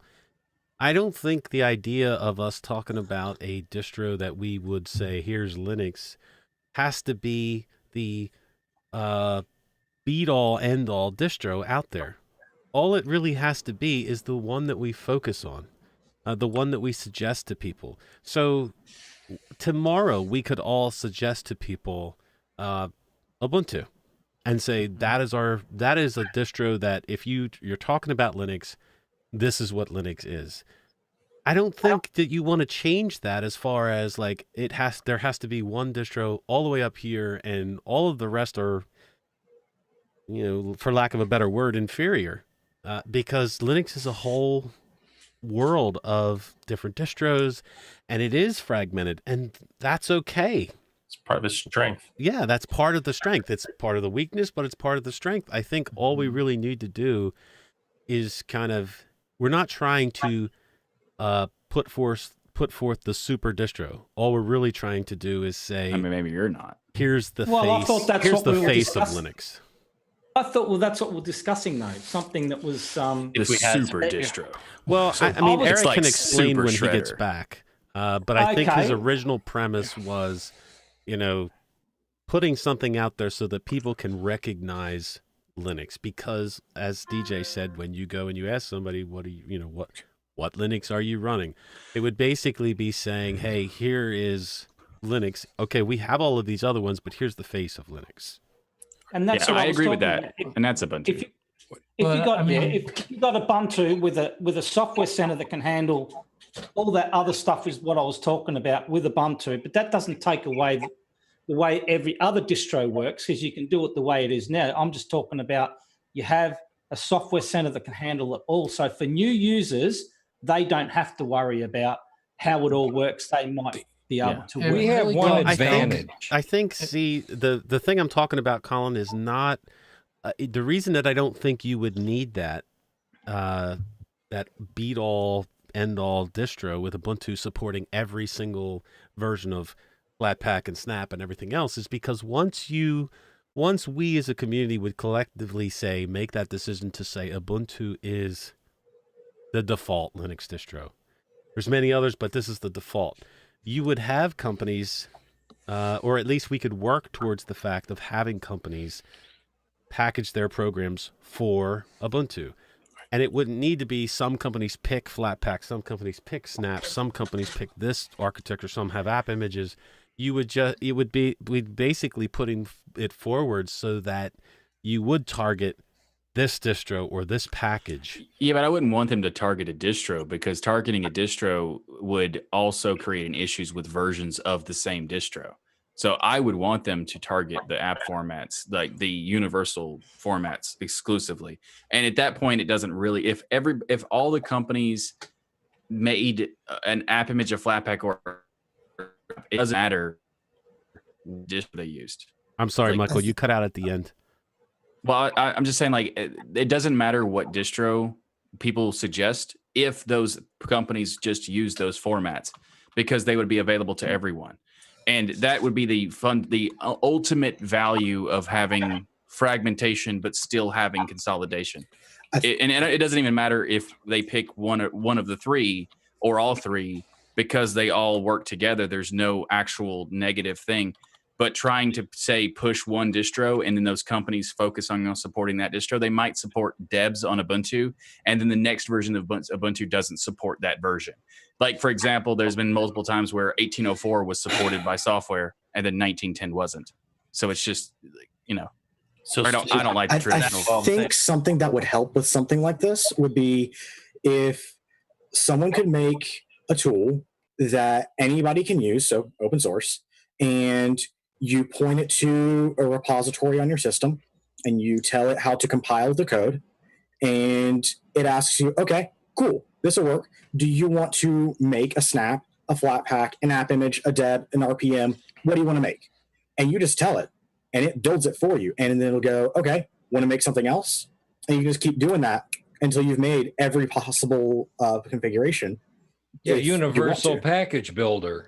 Right. That'd be You way can too feed it the complicated. code and it spits out a version of everything out there that you could use. Which, if I'm not mistaken, doesn't OpenSUSE's OBS system kind of do that?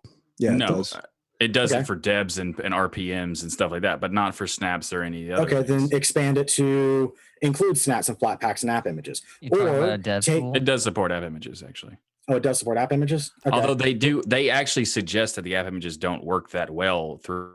Well, All right, stand by for 1 second because we are running out of time, and there's guys that have had their hand up for a while. Aris, go ahead. I think ultimately what this whole idea is incrementing the number of people using Linux. Am I correct in that? Is this the purpose of all this? Because I think one of the major problems here is that Linux has always had these major obstacles to overcome, and this is like the Adobe suite for people who use the Adobe suite. I know we have open source equivalents, but they're not in Linux. So We have open source things that exist, but equivalent, nah. Yeah, so that's one obstacle. Another obstacle is gaming. I know we have game, I know we have Steam, but are all AAA games released in Linux? I don't think so. So that always holds back that at front. Another. I remember the comment that Alan made in the previous video, and he talked about how the average user doesn't change any themes and anything like that. Doesn't customize things. Well, the average computer user doesn't download an ISO and install it into a computer. Correct. No, so we're also talking about how you want to create a system, but I mean, people don't. You can't really go to the store and buy a Linux. Let's say you Not can't yet. go to Best Buy and like Linux. Well, that's the idea. You can't do that. So you're trying to create this system, but there is no distribution like en masse. Like there are companies, of course, there are little companies that do it, and of course Dell does it, but it's always like in the back end. It's never front and center. There's no big media push. There's no commercials for all these things, and it's kind of like the chicken and the egg. You want to create one universal Linux system so that everybody would just say, well, let's all put our resources and make software for this, but then you don't have the audience, and you don't have the audience because you don't have the software. So at the end of the day, this reminds me of what I think Wimpy said one time, and I think it's very true, is that Linux will ultimately win the desktop domination of the desktop, but it will happen at the end. Yeah, I mean that's probably accurate, but also, I guess technically at the end, once it happens, it's going to be the end, and there's no way to take it. Desktop. There's no at any point when it becomes the dominant. There's nothing to take it from that dominance. So like it's just going to be that. But like you're right. Like I would just point out that the ultimate solution would be the universal formats, because then at that point, we only have to convince a company to make one package of a snap or one flat pack, and then you're done, and you don't have to worry about does it support this distro or whatnot. So Michael, which universal packing manager do you want? Do you want to use Flatpak? Do you want to use Snap? If you want to use Snap, we have to use systemd. Are you going to convince the people to stop using to use systemd who don't want to use systemd? Oh, here's the best thing. I don't care about systemd, or the argument about systemd is pointless and doesn't matter. Systemd is one. But more importantly, we're not trying to convince the users who are anti-systemd to use systemd. We're just talking about the companies who make the software that we want people to be able to use when they come here. And they don't care whatsoever about systemd or whatnot. And they're like, hey, can I have... Yes. No, most people don't care. So the people who do care, have at it, use whatever you want. You're going to be left behind. You just deal with it. Just same people who are like, I will stick to 32-bit forever. You're going to be left behind. See ya. But the thing about systemd and snaps and who cares is I don't care which one they pick. I just want them to pick one of the three. I would kind of say that most people would go snaps just because of the backing that they have with Canonical, and Flatpaks are this really interesting format that is backed by everyone, yet at the same time backed by no one. And it's very weird. And it's the same thing that, people say, well, Red Hat is backing Flatpak because they fund stuff but they're not. And they also say specifically that they don't. I mean, they even say specifically they don't back Fedora. So whatever. Well, I don't back either one as far as like this is the one I want, Flatpak or Snaps.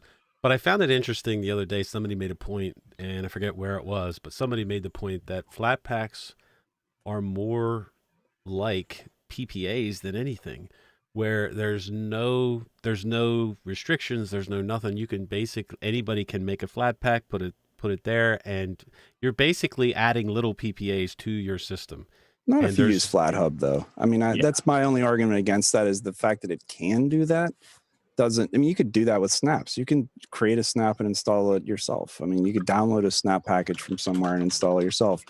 So that argument is not untrue, but in practice, does anyone here use Flatpaks that aren't from FlatHub? No. Of course, Chicken does.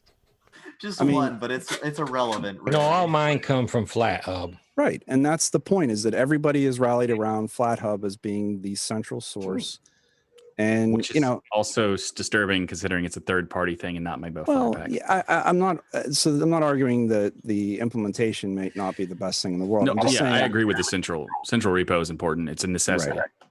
Right. All right, we are way over time, but Eric, I will let you have the final word on this subject. Prophetic, we're coming through your speakers, brother. Okay. The final word is I just wanted to introduce the concept because a lot of the things we talked about were related to the fact that things are fragmented, that a software developer can't target one distribution. And we talk about, if you had one distribution that was universally accepted as being the beginner or this is what comes on a system, none of these things matter, right? And we dig into the details about these things because they matter to us because the way we use Linux. Nobody else cares. The 95% of people that would, buy a computer and use it exactly as it is until they got a different computer, which is exactly how they do it now with Windows and Mac and everything else. That is the thought exercise that I'm trying to put out there is, is this even something that's possible? And of course, for us as Linux users, we don't potentially see the value in that. But from an adoption standpoint, I think that is one of the biggest challenges is, again, if I'm someone who's just coming and looking at Linux, how can I even figure out what I'm supposed to do? To the point of, yes, Eris, no one is going to download an ISO and install it on their system unless it's a computer that they're trying to reuse because now Windows isn't working or something like that. But, all of this just leads back to that question of, does having that one choice, that one accepted standard, solve a lot of the things that we brought up here tonight? I don't think anyone has an answer to that. I just wanted to sort of plant the seed and talk about it. So it was great discussion. I have an answer. Oh, here we go. Use Puppy. No, I think the best option, and I say this as someone who's not a GNOME fan, that there are two options, and it depends solely on what hardware someone has. If they don't have up-to-date hardware, Ubuntu.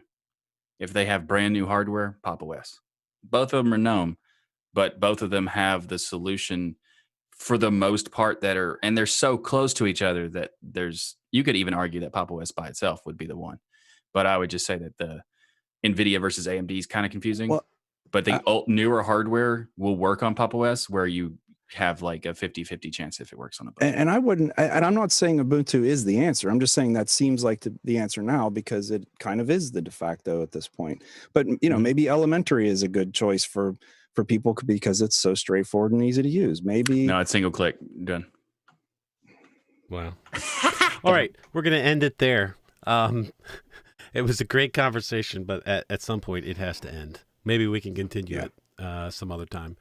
But everybody gets the last word. So, Aris, last word. Thank you very much to everybody who makes the stream possible. Thank you, Rocco. I think, to me, Linux has always been about choice. I came to Linux because of choice. I know Alan said nobody wanted to change their themes. I specifically came kind of to Linux because of themes. I love the freedom of Linux. I love the choice. I think trying to coerce everybody into making one distro is it's almost like impossible. Like if you want to get this thing off the ground, you would have to convince like Manjaro and Linux Men to come together, stuff like that, like the beginner distros. That would be the first step, I would think. All right, DJ, last word. Well, first, thanks. It was nice to be here and to join and talk with you guys again. My only passing sage advice is there is no ultimate solution to anything, just points along the continuum. Nice. All right, Tony, last word, sir. Yeah, thanks for doing this again, Rocco.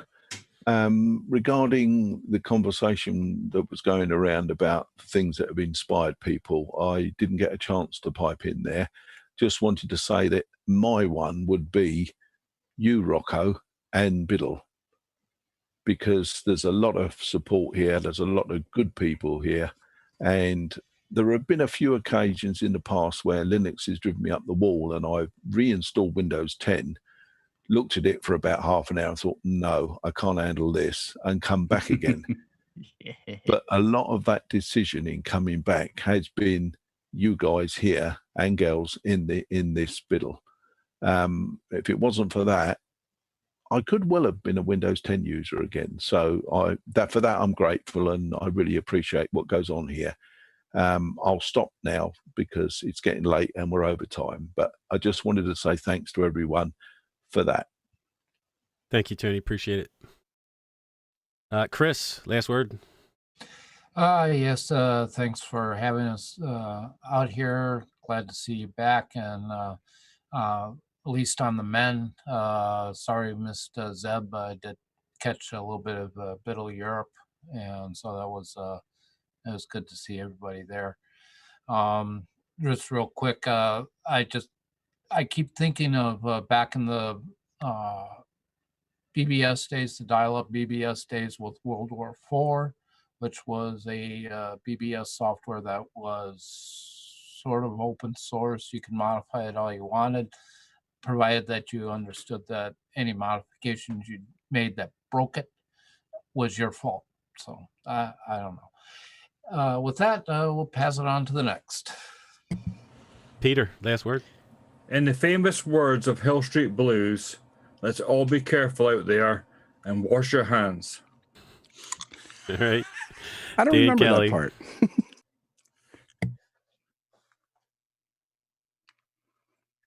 You're muted, Dan. Dan, you're muted. He's talking to a potato. I'm talking to a potato. Okay. I wanted to say thank you, Rocco, and his helpers for putting on such a great show with such a great discussion tonight. I hope somebody or everybody comes away with something out of this. And with that said, wash your hands and move on. All right, wait, your says helpers. Are you calling Rocco Santa? I don't think so. Paul, no, not really. Yeah, thanks everybody. Great show, great topics, and it was nice talking to Eric Dubois on your position. That was good. So thanks a lot. All right, Colin, last word. Rocco, you mentioned that you installed OpenBox. Now, are you feeling peer pressure from Derek at DistroTube? Is he putting peer pressure on you? What's the deal there? But I just thought I would highlight to you, Rocco, maybe you haven't had a chance. PopShell wants to bring a proper tiling window feature to GNOME Shell. So just so you know, I just thought I'd bring that up. I have been looking at that, Colin, and looking at it, and I went to the GitHub page to download it. I just haven't had time to install it. Okay, just thought it might reduce the peer pressure from Derek, that's all. Right. Anyway, Eric, thanks for turning up, because Rocco was looking a little bit concerned earlier. It's good to see you here, and thanks for your help, and thanks for putting on this platform. Great discussion, by the way, tonight. And just one thing I would like to say is I did come to, well, Linux was one thing that I found, setting themes and all that and tweaking it was one of the things I liked. But most Windows users, if you're looking at getting masses over, they don't really care about that stuff. They're just, they're used to being told how things are done. So just a thought.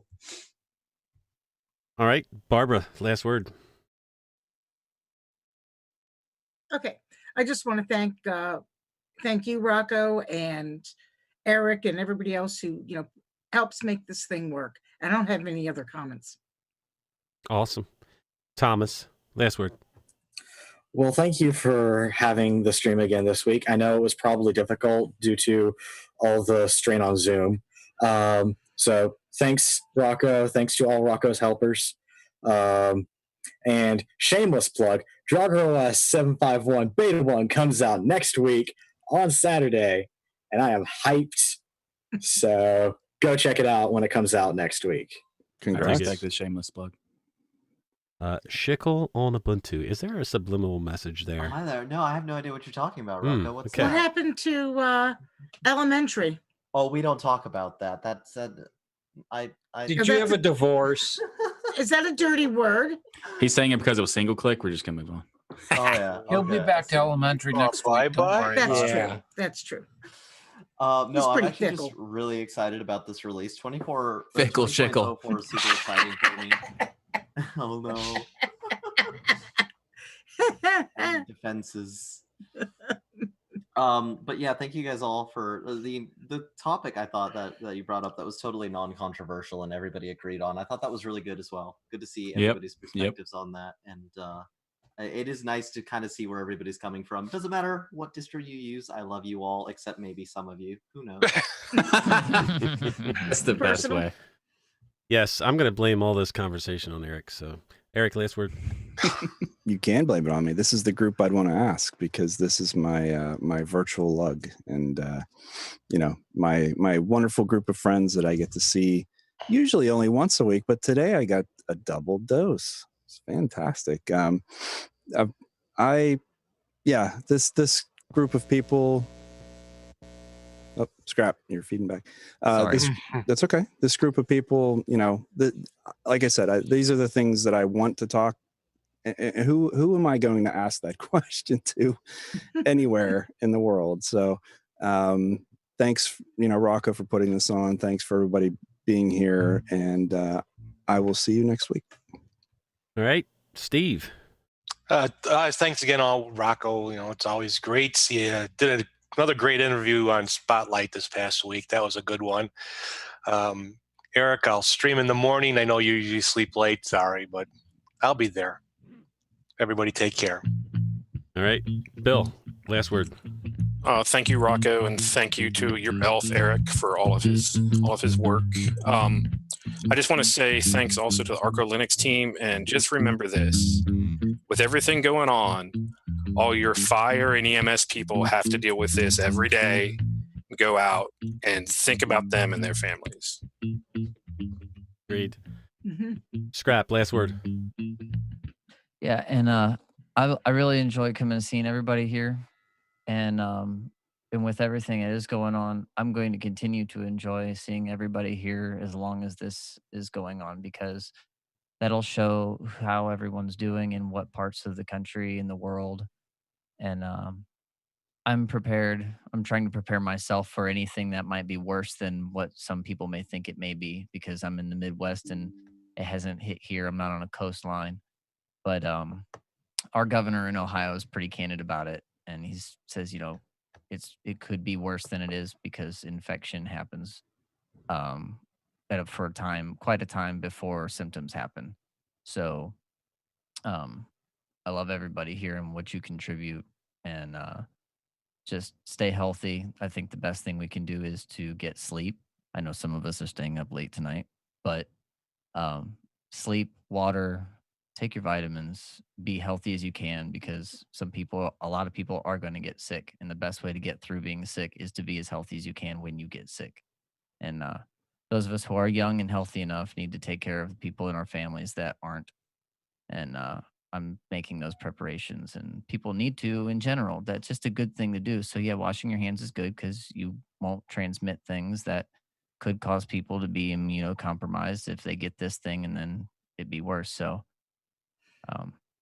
take care of yourselves and take care of your family, and enjoy life while we have it, because it can be short and it can be shorter. All right. Prophetic last word. I don't know how to follow that one up. But it's cool to hear play some music and mix that fiddles. It's cool to be back. I wish I could be back more often, and just enjoying all the conversations, good points made, no matter where people land on stuff. And yeah, hopefully I can make some more in the near future. Catch you guys later. Nice. Michael, last word. I just wanted to say, in reference to Peter's talking about using famous words from a TV show, those famous words from a movie, Will Ferrell and Semi-Pro, everybody love everybody. All right, Troy, last word. Yeah, thanks for letting me join. This is my first time ever watching you live, but I've been listening to your podcast for like probably the last few months, every day, like at work. It's been really nice. Yeah, I've been in your Telegram group chatting with people, so it's really nice community. I missed the first half of the show, so I'm not sure what else to comment on. All right, well, look, you are welcome back anytime. All right, that is going to wrap it up for this week. I do want to thank Eric and Ray and the whole Arco Linux team for all of the work that they do on Arco. Much appreciated. Linux Spotlight this past week was Larry Bushy of Going Linux Podcast. That was such a great conversation. We had such a good time, me and him, just talking, even after the show. So that was excellent. Check that out. But this coming week, I get to sit down with our very own Dolphin Oracle from MX Linux and talk to him. That, I believe, was over a 2-hour discussion. And it's not completely edited yet, so it may be a little later for the, usually I will try to put it out on Sunday for patrons, but it's probably going to be a day or two later because I'm not done editing yet. But that was a great conversation as well, so check that out. Cool. Other than that, that is going to wrap it up. We will be back next week to talk about our final thoughts on Arco Linux. But until then, we are officially closed for business. Long live Linux. Wash your hands. Wash your hands.